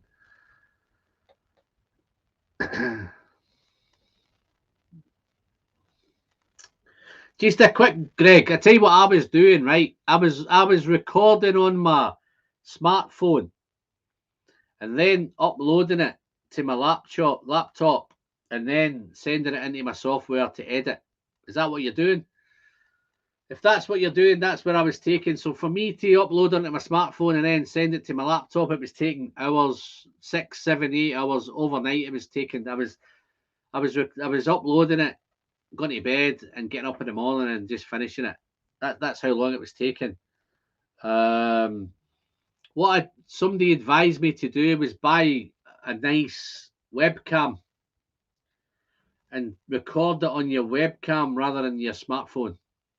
And then it's already in your laptop. All you've got to do then is send it over to your, send it into your photos, send it over your documents, and then it just uploads straight into whatever software you're using. So much easier, Greg. 5 hours, wow. Oh, I upload from my webcam. I don't know why it takes you so long then. Compress it, then upload it. Wow. No. I just record it on the webcam. It's in there. I just send it to my documents, and then I use Filmora. I just send it into Filmora and it's ready to go. And then when I edit it, upload it back into my computer, which takes, I think if you're doing a 55-minute video, Greg, it's going to take away, but it's nowhere near as long as I used to take. It's much, much quicker that way for me. We'll see you 19th of Feb at the Glasgow Whisky Festival. Is that when it is? February? Oh, I might try and check it out. I think I was due to go to one in November, which I think they cancelled. So that might be an interesting date, that 19th of Feb. I might be able to try. I might try and get to that first, Phil. I take it your name's Phil. I hope it's Phil. Let me know if it's Phil. Yeah, I've got some more water. So let's get ready some of this. Guys, let's do, where are we going? I'm going to finish this Kilkerran.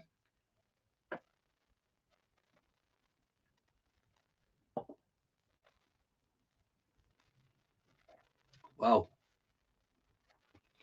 Back in them days, guys, I never scored videos when I did them. But if I was to score that one now, that's a definite. So nice, so spicy, so fruity. So it's the suit's there. It's not suit. It's more tobacco leaf. There's a smoky, really real. Oh, it's John. Sorry, John. I remember next time, mate. So smoky, sooty, but at the same time, it's juicy and it's sweet and it's awesome. I love Kilkerran young. The younger, the better, and that's whiskey I'm talking about. So before anybody gets the wrong idea. But yeah, no, I love that stuff. If I was going to score that now, I'd definitely score that on that little sample tonight, on that quick little sip I've had of it. That's easily 89 out of 100.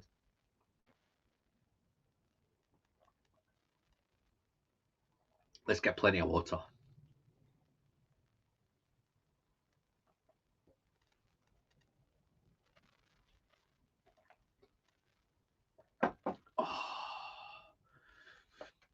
Right, so I didn't figure out whether it was the beast or whether it was the Ben. Been a pleasure, mate. Thank you very much. I don't know if you're still around, but thanks for dropping in, mate. Peace. Fantastic, buddy. Nice for seeing you. Thanks for dropping by. You're a regular, mate. Good to see you.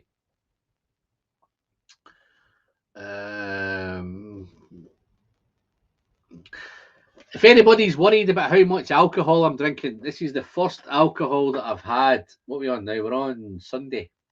I had no alcohol yesterday. I had none on Friday. None on Thursday. In fact, I had none. The last alcohol I had was last Monday and Tuesday. I take Monday and Tuesdays off, you see. So I tend to try and record all my videos on Monday and Tuesday, and I don't even think last week I didn't even sip anything at night either. So this is great. Right. Anyway, guys, hard beggar the beast, or will I do both?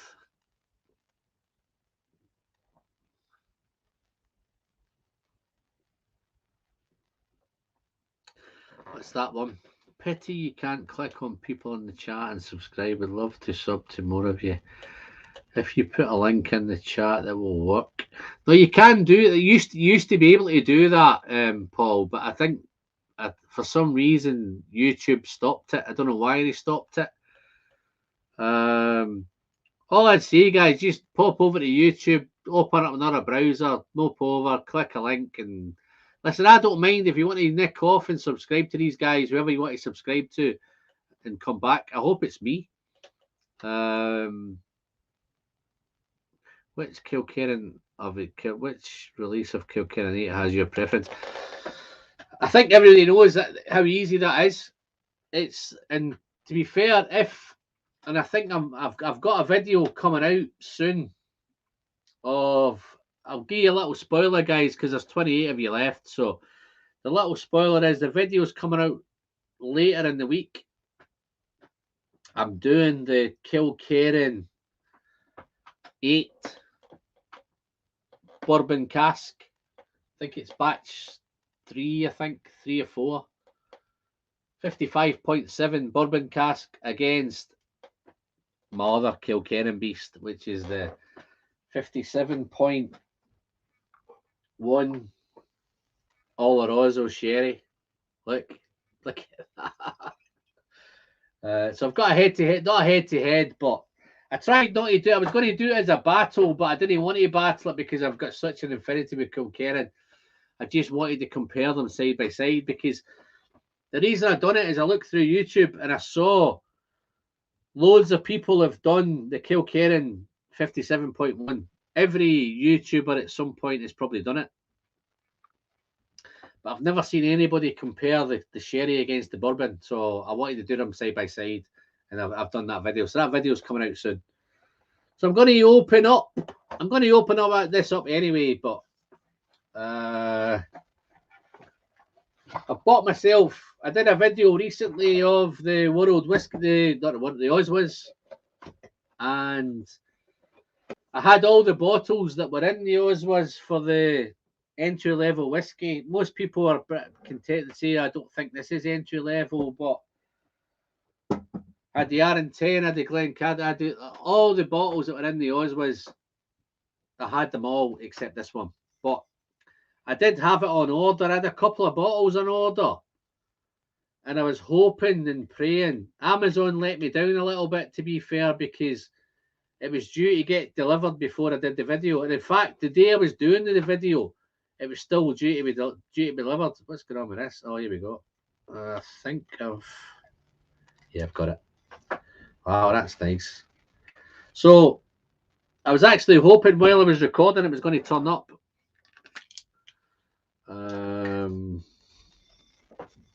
Our Big 10. So we're going smoky. So this is a good follow-on from the Kilkerran 8. Wow, that's nice. Oh, there it is. Nice. Let me get a... I'm amazed how many glasses I've got around here, man. That was nice of Roy popping in earlier, wasn't it? Yeah, real nice, man.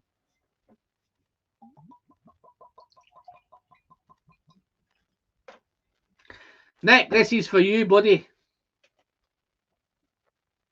Yeah, Nick's there, man. Look. Alan, I do. Oh, Mark's pissed, man. You can tell Mark's pissed, look. Alan, I sell my KK. I wasn't a massive fan. What does that mean, man? Am I pissed or is he pissed? You might want to revisit that cask. Yeah, no, Roy is good people, man. I tell you what, it was funny watching. I don't know if you guys watched the Oswald video that he did earlier, where he got some guy came on and said that he was basically having a go at Roy. He didn't like Roy's the way he talks and all that. But then further down the chat, Roy's missus got involved, man. It was crazy. His missus came in sticking up for Roy and doing her wife's bits and bobs. I think I broke that to him. But no, big thanks to Roy for popping in. But no, look at that beautiful colour on that Ard Big 10. Natural colour, 46%. 10-year-old. Ticks all the boxes. Non-chill filtered. It's all there, right on the label, look.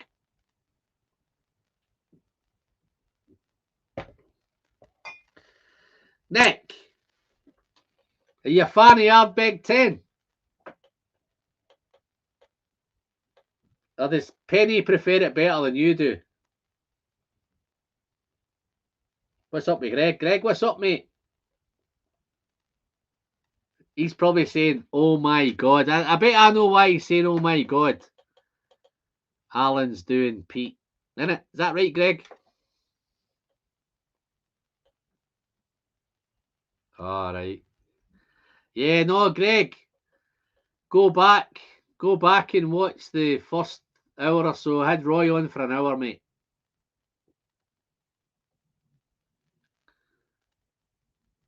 Penny likes the 10 as her daily drinker. No, Greg, that's not politically correct now, Greg. You can't say daily drinker, man. Can't you say daily drinker? Okay, yeah, this man's definitely, he's after me here big time. Look, let me know if you want a new sample of the Kilkerran 8 batch 1. Just look at it as my token of appreciation for your content. And I can even throw in a sample of the batch 5. I think is the batch 5, is that this one, the 56.55.7, is that batch 5? I'm not sure what the batches are. And I'll drop, if you want to drop me them samples, feel free, my friend. I'm very, very happy to take them samples, but please let me send you something back in return. So I'm going to pop this email. I don't know if you got the email address earlier, right? Drop me an email to that address. Email alanwilson15@sky.com. Drop me an email, right? And I'll get a conversation going with your email. And it may be the case where if you want to send me them Kilkerrans, then fantastic. If you may have something else you want to send, and then vice versa. So let's do a chat that way. And I'll catch up with you there, my friend. Yeah, but I'm definitely happy to swap some stuff with you. No, Andrew, thank you very much for dropping in, buddy. Hope well. I'm not going to be on much longer, mate. Sticking out for 3 years. Many of us have dropped out, but some of us are still here. No, it's just it's a bit of fun. It's a bit of your hobby. It can be an expensive hobby. It's buying all the whiskey. It's doing all the stuff. It's I'll send you an email, no problem. Super, mate. Thank you very much. I'll say William Legg. Do I know you, William? That's a name I seem to know. I think I know that name from my childhood. I think I knew a William Legg up in Glasgow somewhere. Tell me you're not from Glasgow. Ardbeg 10 is a bit too smoky for me. I prefer Lafroig. So I think you like the more medicinal notes rather than the smoky notes. Does that be fair?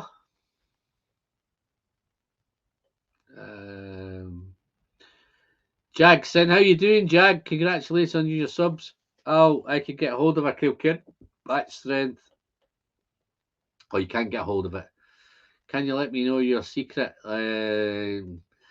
Yeah, no, I think now with those ones that are, I will let you in my secret. I do have a little bit of secret. I used to chase in my collecting days. I was on the ball. I knew when something was coming out. I had it all boxed off. I would get it hook or by crook. Now I'm a bit more relaxed, and some of the whiskies now that I want to get, they're becoming like collecting items. Springbank 12 straight off. It's not a collector's whiskey, but it's sold out in seconds because they announced that it's coming out on the 10th of whatever month. And all that week beforehand, all the retailers are contacting the guy saying, listen, I've got a Springbank 12, do you want one? I've got a Kilkerran 16, do you want one? So by the time they actually release, they know what allocation they've got. They might have 20 bottles, 50 bottles, whatever, 100 bottles, depending on how big they are. And I guarantee, guys, they're pretty much sold by the time it gets released on the day. And that's the problem we're up against, because the retailers have got their regulars. So they've got guys who come into their shops. So if you have a whiskey shop, top tip, guys, If you have a whiskey shop near you and you don't go into it very often, go in more often, right? And it might mean you buy in a couple of bottles a year, probably more than you would normally buy. But build up a relationship, get to know the guys, because as soon as that Springbank 12 comes, they'll give you a call. And that's where I would tend to find more. The Malt Monk has been great. He's helped me out with the last couple of Springbank and Kilkerran releases. He's got me bottles that I probably wouldn't have got because I lost the UGG. I didn't want to just sit down for it all day knowing that they were gone. Yeah, where did you get it from, Mark? I can't find any Springbank there at the moment. Damned, I heard good things about the 2021 cash round. Greg, I've just reviewed it, mate. And I maybe I've reviewed it too quick because Roy came on tonight, and I reviewed it. It's 100% ex-bourbon, and it's the first one they've done is an fully matured ex-bourbon cask. But I felt when I've reviewed it, where is it? It's here. This is it, Greg. It's a 2021. I've had a few out of it, and what I thought, and the video I did before it was the Kilkerran 16 2021, and I felt them very, very similar because I think they're both more predominantly ex-bourbon. I thought they've lost their funk, if I'm being honest. That's the biggest thing that I took from it. Is it's great, it's fantastic whiskey, it's a great ex-bourbon cask whiskey, but for some reason along the road, I think because there's no sherry in it, I think Springbank's funk predominantly comes from sherry. That's my opinion. I think Edradour's funk comes from the sherry. I think Ben Nevis's funk comes from the sherry. And I think when there's no sherry in it, I think it's losing some funk. Whether that comes later on, maybe, and as it goes down the bottle, it may get better. It was fantastic. I think I scored it an 89, I think, out of 100. So it's still great stuff. And I think if you're a bourbon fan, you'll love it. If you're a sherry fan, then maybe not as much initially. But yeah, no, a top tip I'd say is get into your local whiskey shops, because if they get an allocation, they'll give you a call and say, listen, I can get you one. I want to find out where Mr. Springer got his from. Cadenhead. So where did that come from then? Did they dig that out of nowhere?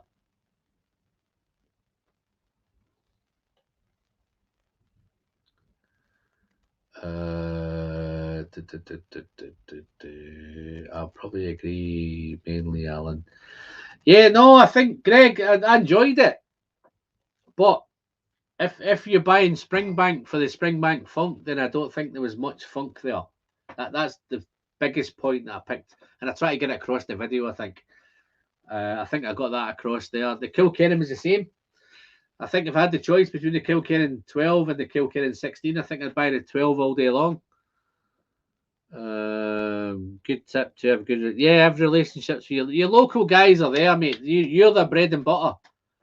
They'll get a lot of passing trade, tourists and all that. If you live in tourist areas, they'll pick a lot of tourists. But it's the guy that comes in every week and buys a bottle.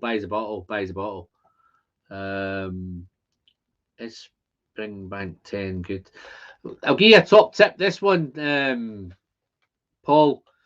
The Springbank 10 sold out faster than I've ever seen it sell out, ever.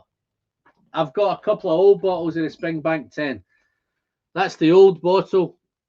I've got a bottle killer that one to do as well. So, but the new ones, I had a couple of guys in my group applied for that Springbank 10, and it was sold out straight off. But yeah, if you're going to get it, mate, if you can pick up a Springbank 10, dive all over it.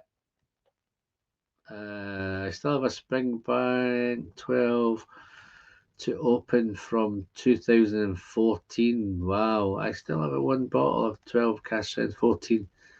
Yeah, I think that's before. I don't think I wasn't buying Springbank in 2014, Greg. So that's probably a nice bottle. I have bought a few since. I bought a lot of Springbank. I've just got the Long Row 18 to do as well. I might try and do a video of that this week as well. I might record it this week for maybe a couple of weeks later on. I'm doing a little Campbelltown bus, guys, so I'm going to try and do as much Campbelltown as I can. Springbank 10 is phenomenal. It's one of those. Did it? I'm trying to think now if it made the Oswas. I don't think it did for the Springbank 10. But it's a whiskey that's challenging, it's complex, it's a great 10-year-old whiskey, and it's still fun. The problem you've got, the value is great, it's priced great. It's trying to get a hold of it now, and you could usually pick up a Springbank 10 pretty easily, but now it's getting tougher. Anything from Springbank is just gone. Not for collecting. I think it's purely, it is getting drunk. I just don't think they're opening enough. William Leggs, right? He's still not told me if he's Glasgow unless I've missed it. Are you from Glasgow, William? That looks like a Glasgow name. I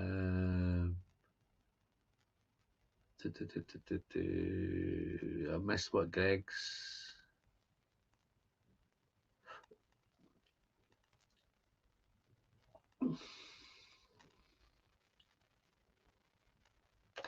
Right, this Ardbegs is time to open up now. I made a schoolboy error. I never covered it, man.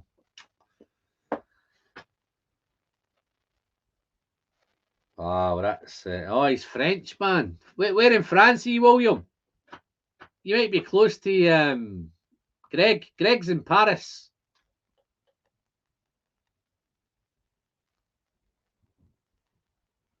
Oh no, there's a comment here. I've got to do a couple of comments. Black Fen, right? I'll buy 2 tomorrow. So if he's going to buy 2 off tomorrow, that's great. But here we go. Look, Springbank 10 with or without a box is always great, right? But just a top tip: keep your boxes. As you can, I don't know if you can see this here. Look, let me see if I can show you. But that's the new Springbank 12. Oh, I've got 4 Springbank 12s, but this new 12 came with no box, right? But look behind. I've got 4 Springbank 12 boxes because it's not my first Springbank 12 that I've had, so I do keep the boxes. Same with the Kilkerran 16, I think. Look, Kilkerran 16. 2 Kilkerran 16s. Look. This one came with no box. I've got a box. So yeah, no, so top tip, guys, keep your boxes. If you want to have them pretty on the shelves. If you're no bothered, then just don't worry about it. Yeah, Kilkerran now have changed from the taller bottles. These taller bottles now have I think Springbank have done the whole thing. I'm going to be a wee bit cynical here, guys, because Kilkerran and Springbank have said that there was plans to change the boxes. They were planning to change them, and that was put out there. Yeah, Williams in Paris as well, so you might want to get into Greg and have a chat with Greg. Yeah, they came out and said that they were going to change the bottles because Springbank's become really, really collectible, guys, right? But you know those little... I'm going to try and show you something. This is my take on it. Whether it's true or not, I don't know. But these little boxes come with a little window, right? That's the typical Springbank box, right? But what it tends to do, so when you're transporting things, you see how the top of the label's all scratched on that? That's because of that little window on here, right? But it was caused a wee bit of an outcry with the collectors because the collector doesn't want that on the bottle. So Springbank said they were going to change the packaging, right? Then it turns out they're not going to do any packaging. Sacked it. Environmentally friendly. Going to look after the environment. We're going to look after our carbon footprint. We're going to get rid of all the cardboard, all of that. We're just going to do the bottles, right?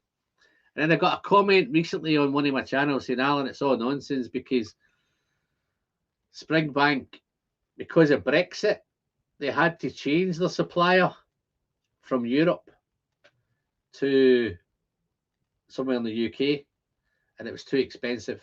So I think that's why they've done away with the bottles. But Springbank's jumped up and said it's environmentally friendly, which is great. And if that's true, fantastic. If it's because it's cheaper to do it with no bottles, then great. Whatever. The whole point is we want to do everything we can to stop people collecting. These bottles are not collectible, right? But a month after that bottle was released, there was, I think, there was 200 on a whiskey auction. Springbank can't get the boxes from Europe. No, I think they planned to get them from Europe. I think they originally did get them from Europe. No Rolex. I think somebody commented on one of my videos and said that because of Brexit, they had to change suppliers. They couldn't get them from Europe anymore. They were going to plan and get one from the UK, but at the end they said the quality wasn't great and the price was too expensive. And so now we've got no bottles and no boxes, which is, to be fair, it's great. I'm not that bothered now one or the other. If I was a collector, I'd be a wee bit pissed. But if you've managed to save up your Springbank 12 boxes, then you'll be all right because you'll have plenty of boxes because it's the same box every time. They're not labelled, they're not numbered. Wow. Ardbeg, this time, Nick's probably been waiting for a long time for this Ardbeg 10. Nick, it's been a long time since I reviewed the Ardbeg 10. I think I did a head-to-head with the Lejeune 10. I think at the time, I think I might have favoured the Lejeune, I think, if I remember right. Wow. Such a nice, it's 46 and it's a nice, this is not heavily peated, I'm not sure what the peat levels are, but it's a nice balance of apples and pears and peat and fruit.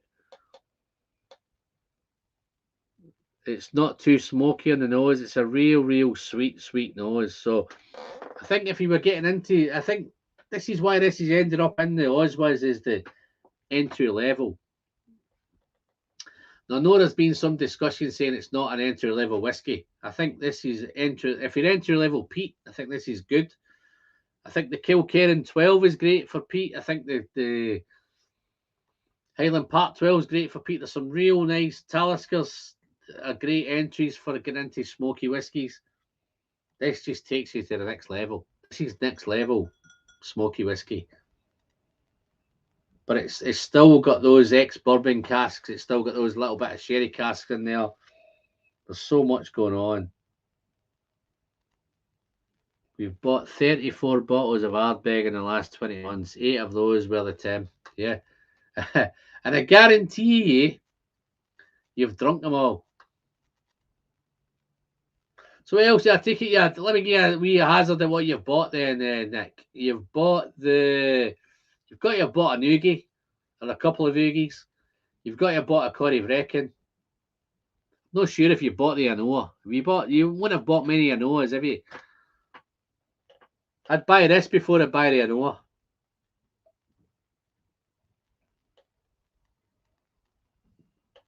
Yeah, your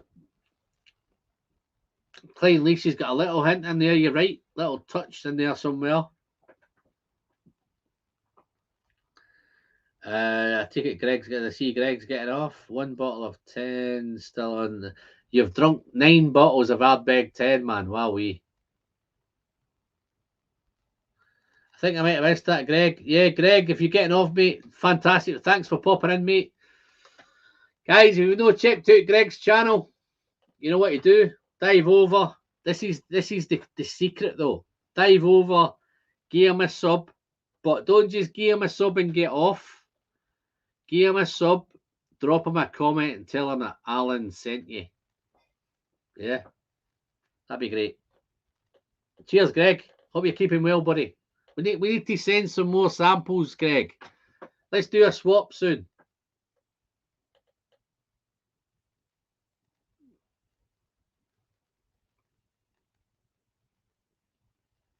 Molasses is hanging in. You're hanging in there, mate. You're just waiting for. You're still waiting for your Glengoyne 25. Cheech Ardolino. There's a new name, man. That's got to be a new name, man. Cheech, have you been in before? I've never been so much of a fan of war combat film, but wow, they're talking about movies, man. 99 likes. So I've got. Have I got 99 likes, Teach? 100. Wow, yeah. No, I keep forgetting to ask. Even on my videos, guys, I think 9 times out of 10, I think most videos that I watch, when I pop up the subscribe little icon, it comes up. Oh, click red, subscribe, boom, boom, boom, and the bell when it clicks. And I tell you a lot of that, but I should get one of those little ones that says "Give me the thumbs up" as well, because I probably should get more thumbs up than I do, and I'm thankful for the thumbs up that I get, but I don't think I ask enough for the thumbs up. I ask more for the subscribers. Whiskey friend is Kilkerran 12 hard to get. Have it near me too. Should get one in. Listen, Paul, I'll give you a wee top tip, mate. If you can buy a Kilkerran 12 near you, and you haven't bought one before, whatever you can afford, go and buy as many as you can. Right? And if you don't like it, send them all to me. I'll buy them all back off you. That's how confident I am with Kilkerran 12. That Kilkerran 12 would match up with any 12-year-old in the world. Any Bunnahabhain 12, it matches it. What other 12s am I thinking about? Glengarry 12. It's not a Springbank 12 cast strength. It's 12-year-olds, but any 12s, Glendronach 12. Try to look around and see what else I've got, but it matches any 12. It's fantastic amongst its peers, and that's why I love the Kilkerran, because the Kilkerran 8 is fantastic amongst its peers. The 12 is fantastic. The 16, I think it's a wee bit more. I don't think it sticks out as much amongst other 16-year-olds. Good question, man. Loving this question. Let's have a look.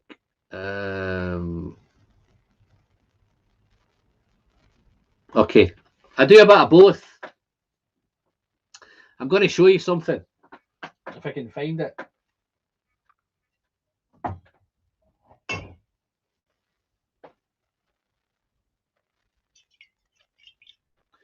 That's my Bourbon Infinity bottle.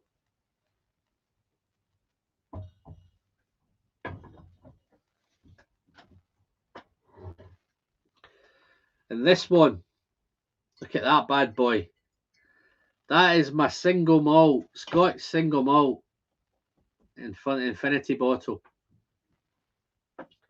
And I know Nick's still around. I want to keep Nick motivated and interested. Nick, just for you, mate, I have a peated Infinity. As you can see, there's not a lot of peat in there, Nick, because I drink more sherry, I drink more single malt, and I drink more bourbon than I do peat, to be fair. But yeah, that's my peated. And I tell you what, this smells. This is peat, Nick. It has a wee bit of Lagavulin influence, mate. I think there's more Lagavulin in here. But I've got some Dark Cove in here. I've got some Kelpies in here. I have. I don't even think there's any Ardbeg 10 in it. I think this is all really nice. I've got some Lagavulin 12 cast strength, a couple of different versions. But yeah, no, I do believe Infinity bottles, guys. So if you've not got an Infinity bottle, then get one.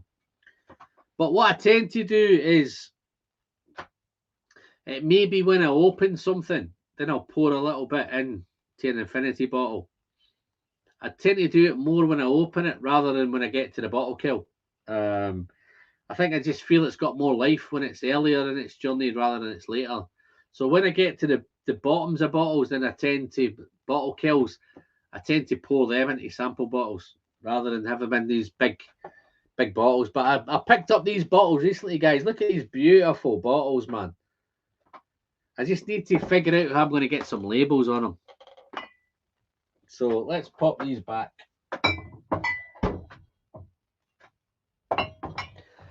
Mr. Slinger told me that the Bourbon Infinity sample that I sent him was the best bourbon he's ever had. So I'm a wee bit of a master blender now as well. What do you think of the t-shirts, guys? Should I get them printed? Should I do more of them? I've got a couple of t-shirts planned that but purely just for me. I just want to put them out there, and if you think they're worthwhile, and I can make them affordable, then yeah, I might look at them. Let's have a look. The cool thing of Infinity bottles that they're always unique whiskies of one kind. Yeah, no, I think the thing with the Infinity is it's just one of those where it's always it's never the same whiskey.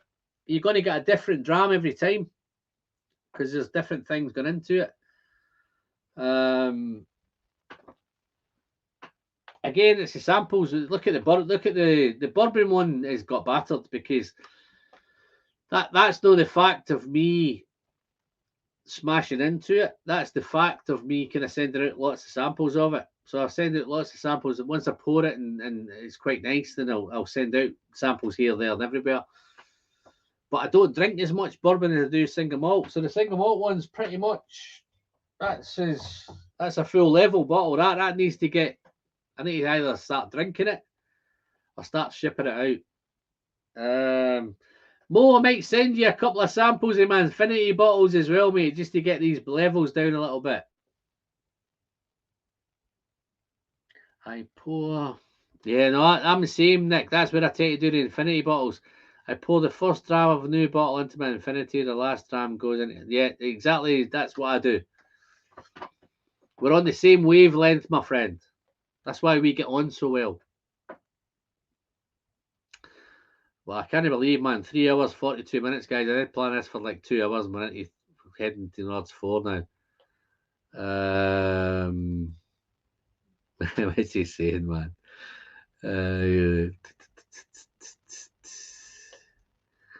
Take the down the hatch to production. Yeah. Seriously, man, down the hatch is a brand waiting to be exploited. Oh, Fanny, yeah. No, it's tough, man. Takes money, man. It's okay saying, yeah, get a t-shirt, man. You've got to produce them, and then hopefully somebody's going to buy them. So I'm quite happy just to crack on. What's this one saying?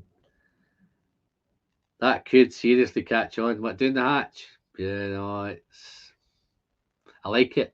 But as we're talking, Nick, not to keep you waiting any longer, mate. I've nosed this really sweet, really bright, fruity, a little bit of smoke. Yeah, no, you can't buy them, Graham. I tell you where I got them. Where I work at the minute is having a wee bit of refit, right? So these bottles were kicking around, right? Is display bottles in the store. And I thought, why? And then they said, we're going to clear everything off really cheap. So I got these at a steal. I think I bought the 3 of them, and I got the 3 of them for a tenner, right? But then I'm thinking, I need corks for them. And I thought, how am I going to get a cork? And then I came home and I brought the bottles home. Look at that.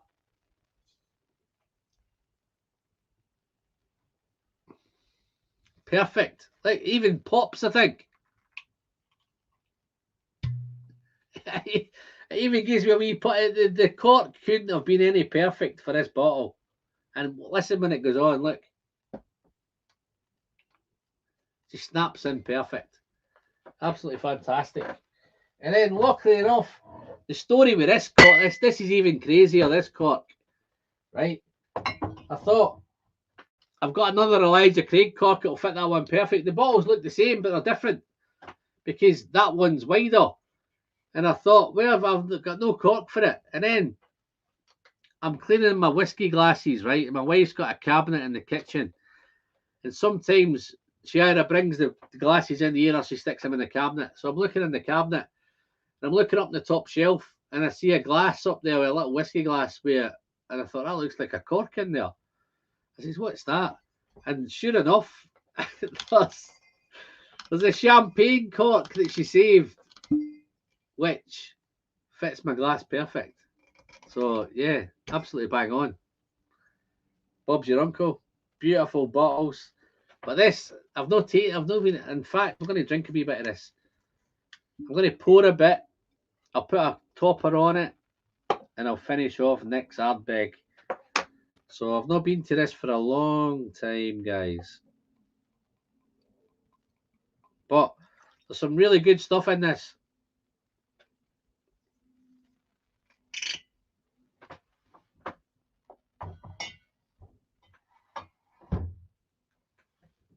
Let's pop a topper on that. Let's have a look. Using an initiative has certainly saved you a few quid. Yeah, no, I've spent a few quid, mate. Trust me. Hold on. What's this one?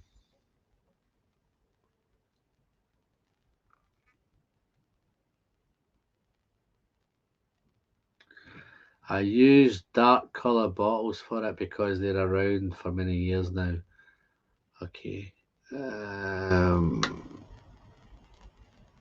Why can't we have standardised cork size? I've got a drawer full of corks, and when I need one, no, I think I always save the corks. More, I've got a little section down here in the behind the counter. It's full of corks, but they're all different sizes, and I think you'll tend to find some of my bottles will have the wrong corks on them. So when a cork goes wrong, I don't think I've got any at the minute. There's nothing up here that has one on, but. In fact, my booner, where's my booner?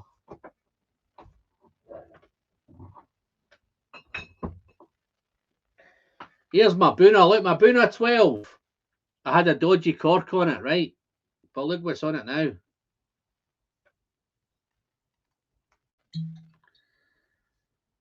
You know what that is? That's my old Glengoyne 25 cork for my old bottle kill, which is on. It fits the Glengoyne, it fits the Bunnahabhain perfectly. So it's always handy to have some corks around because different bottles have different. You're right, because there's all different shapes. In fact, the new look at that cork it's on there, right? Do you think I should? I think I should swap the corks over and put. Look at that. Is that better? That's better, isn't it? This is better as well. Look.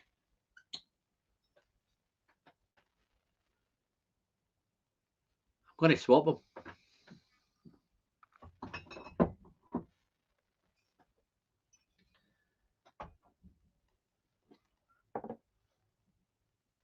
What did I pour? What did I pour waiting? I'm not a fan of Aaron corks.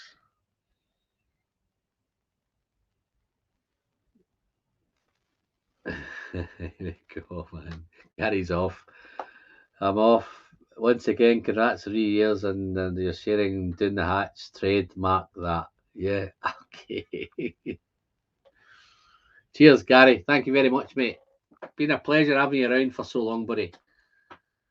If you had a choice, and I might be tack Pappy Line. Is DJ back? Are you back, DJ?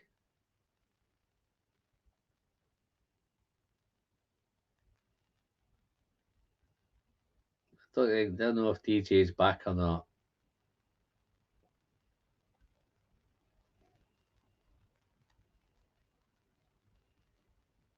I'm not a fan of Aaron Cox. Never thought of saving my old Cox. Great idea. Save him.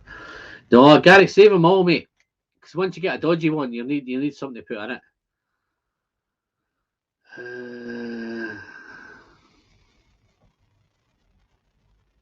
molasses. What's up with Aaron Cox, Nick? I wouldn't expect you to buy much Aaron, man. Unless you're into the mackerel meals.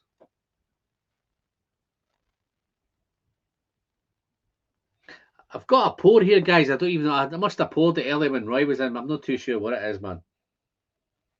But it smells nice, man. I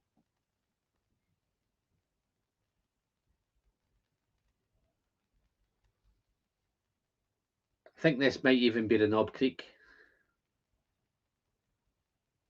Yeah, I think that's the Knob Creek that I've got here. Real nice. Brown sugar's a giveaway. Right. So, I think at 4 hours, guys, I think we'll call it a night. What do you think?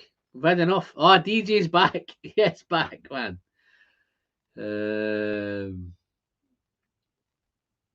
How you doing, DJ?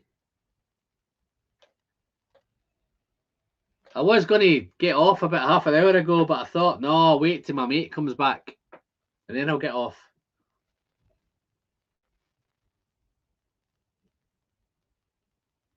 Fantastic. Too big, man. No glug. Oh, you mean the new ones? Hold on, let me show you. I know what you mean, mate. You mean them bad boys, don't you?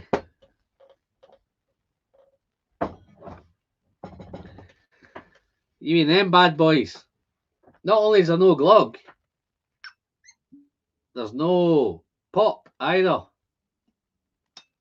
They pop on beautifully, but nothing when they come off. You can't even do a Ralphie and squeeze it. Nothing comes, but they do fit perfect. And this is my only. I'm liking the bottles. I'm liking the natural. Everything about it's natural.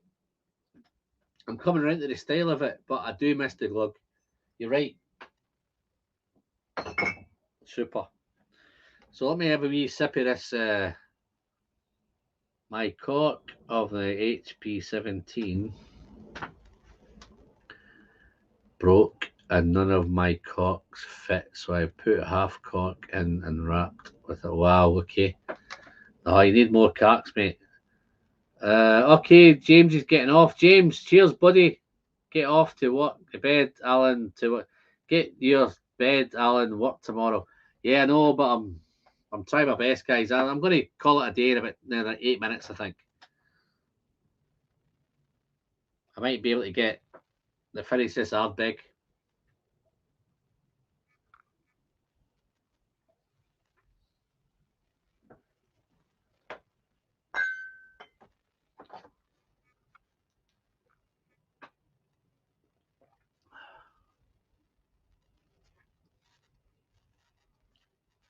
Wow.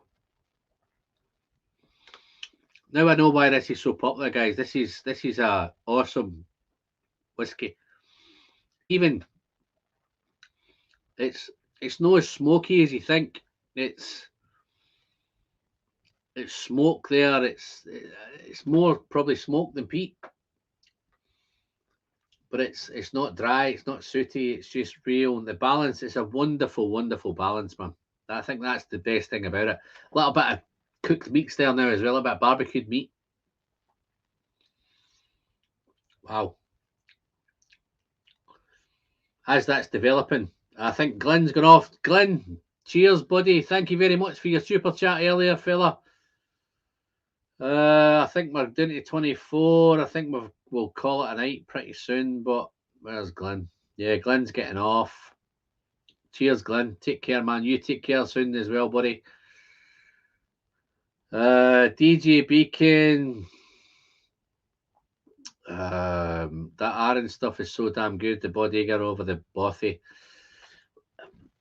Listen, if those two are fantastic, because I got a fantastic deal with both of them. I picked both of them up for £72, and my biggest regret, I never bought more of it.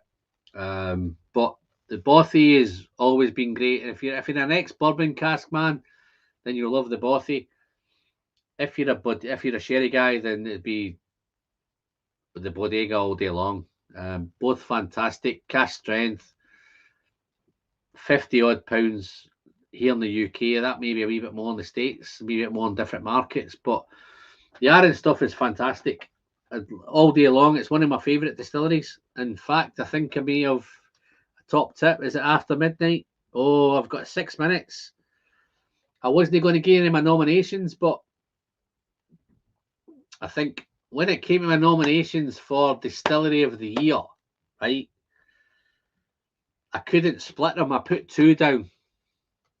Anybody know what the 2 distilleries are that I put down for Distillery of the Year? I think I've gave you a tip with one of them. Thank you very much, Q. It's been appreciated, buddy. Thanks for popping in. That's not, you don't have to go if you don't want to go, but Nick's got a week off.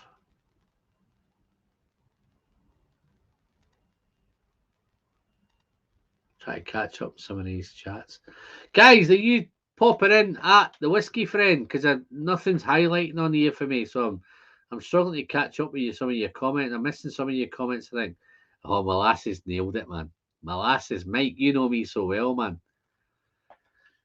That was the 2 that I picked. And funnily enough, as I said earlier, both of them made it through to the final 6. A lot of my whiskies, it's not a fixed thing because a lot of my stuff, I tell you the one that didn't make it through because at the final one where I asked you the best whiskey, best single malt whiskey, I went for the Glengoyne 25. So that never made it through, but Arran 10 made it through all the way through. And actually, my top tip, I think the Arran 10 could possibly win best whiskey of the year as well. That's just my take on it. I don't know any info. I don't know nothing. Yeah, Glengyle and Glen. No, I've never done Glengyle because it's so tough to get. I did the Glenallachie and the Arran. That's the 2 that I chose. So I'm going to have a quick finish with this.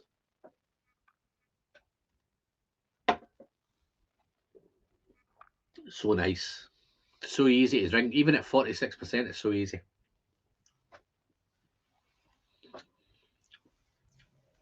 Wow. What a whiskey.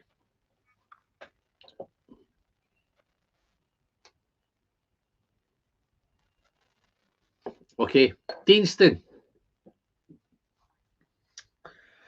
I have reviewed a couple of Deanstons. I've done the Deanston 12. I've done the Deanston Virgin Oak. I have had a lot of Deanston in samples. Mark Slinger sent me he sent me some Palo Cortado. I've done a lot of Deanston samples, which I've had. But it seems to be a distillery that I've not. I could have went on my journey. I could have taken a turn, and I could have taken that turn at Deanston, but instead I took it at Glenallachie. I went from Arran, Glengoyne. Glengoyne's let me down a little bit lately. I've took a twist, and I could have went Deanston, but Glenallachie is where I went. So I've took the Glenallachie journey. Deanston, it's something that I'm quite happy to come back to and check it out later on.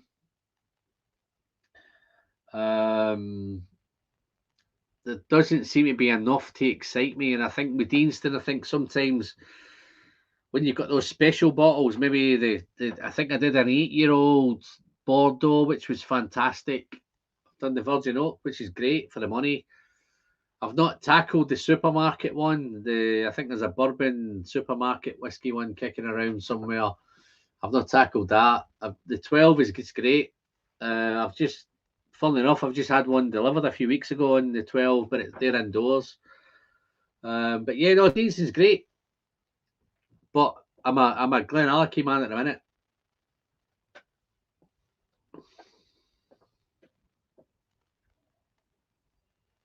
Wow. Have you tried Deanston aged in Sauternes casks? I had one from the distillery exclusive. Well, that'll be fantastic, mate. That'll be great.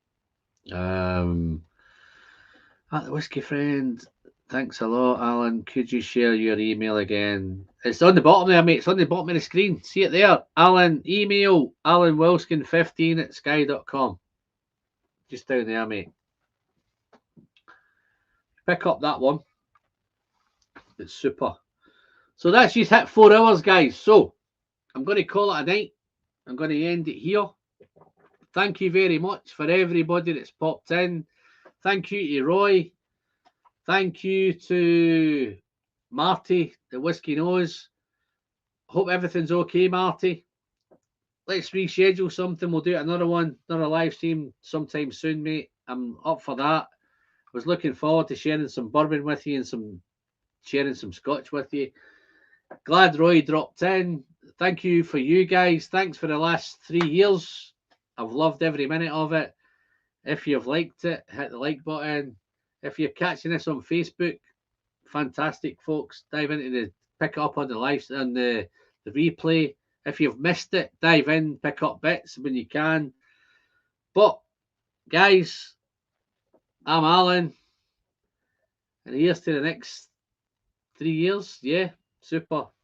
Cheers, guys. Thank you very much. Thank you for all you guys. Thanks for all the super chats. Thanks for everything. Thanks for just being there. It's been a fantastic community, and I'm over the moon. And if you want some Doing the Hatch t-shirts, give me a shout. Let me know, and I may consider getting some printed up. But cheers, buddy. Thank you very much. And I'll catch you all very, very soon. Cheers now. Bye-bye.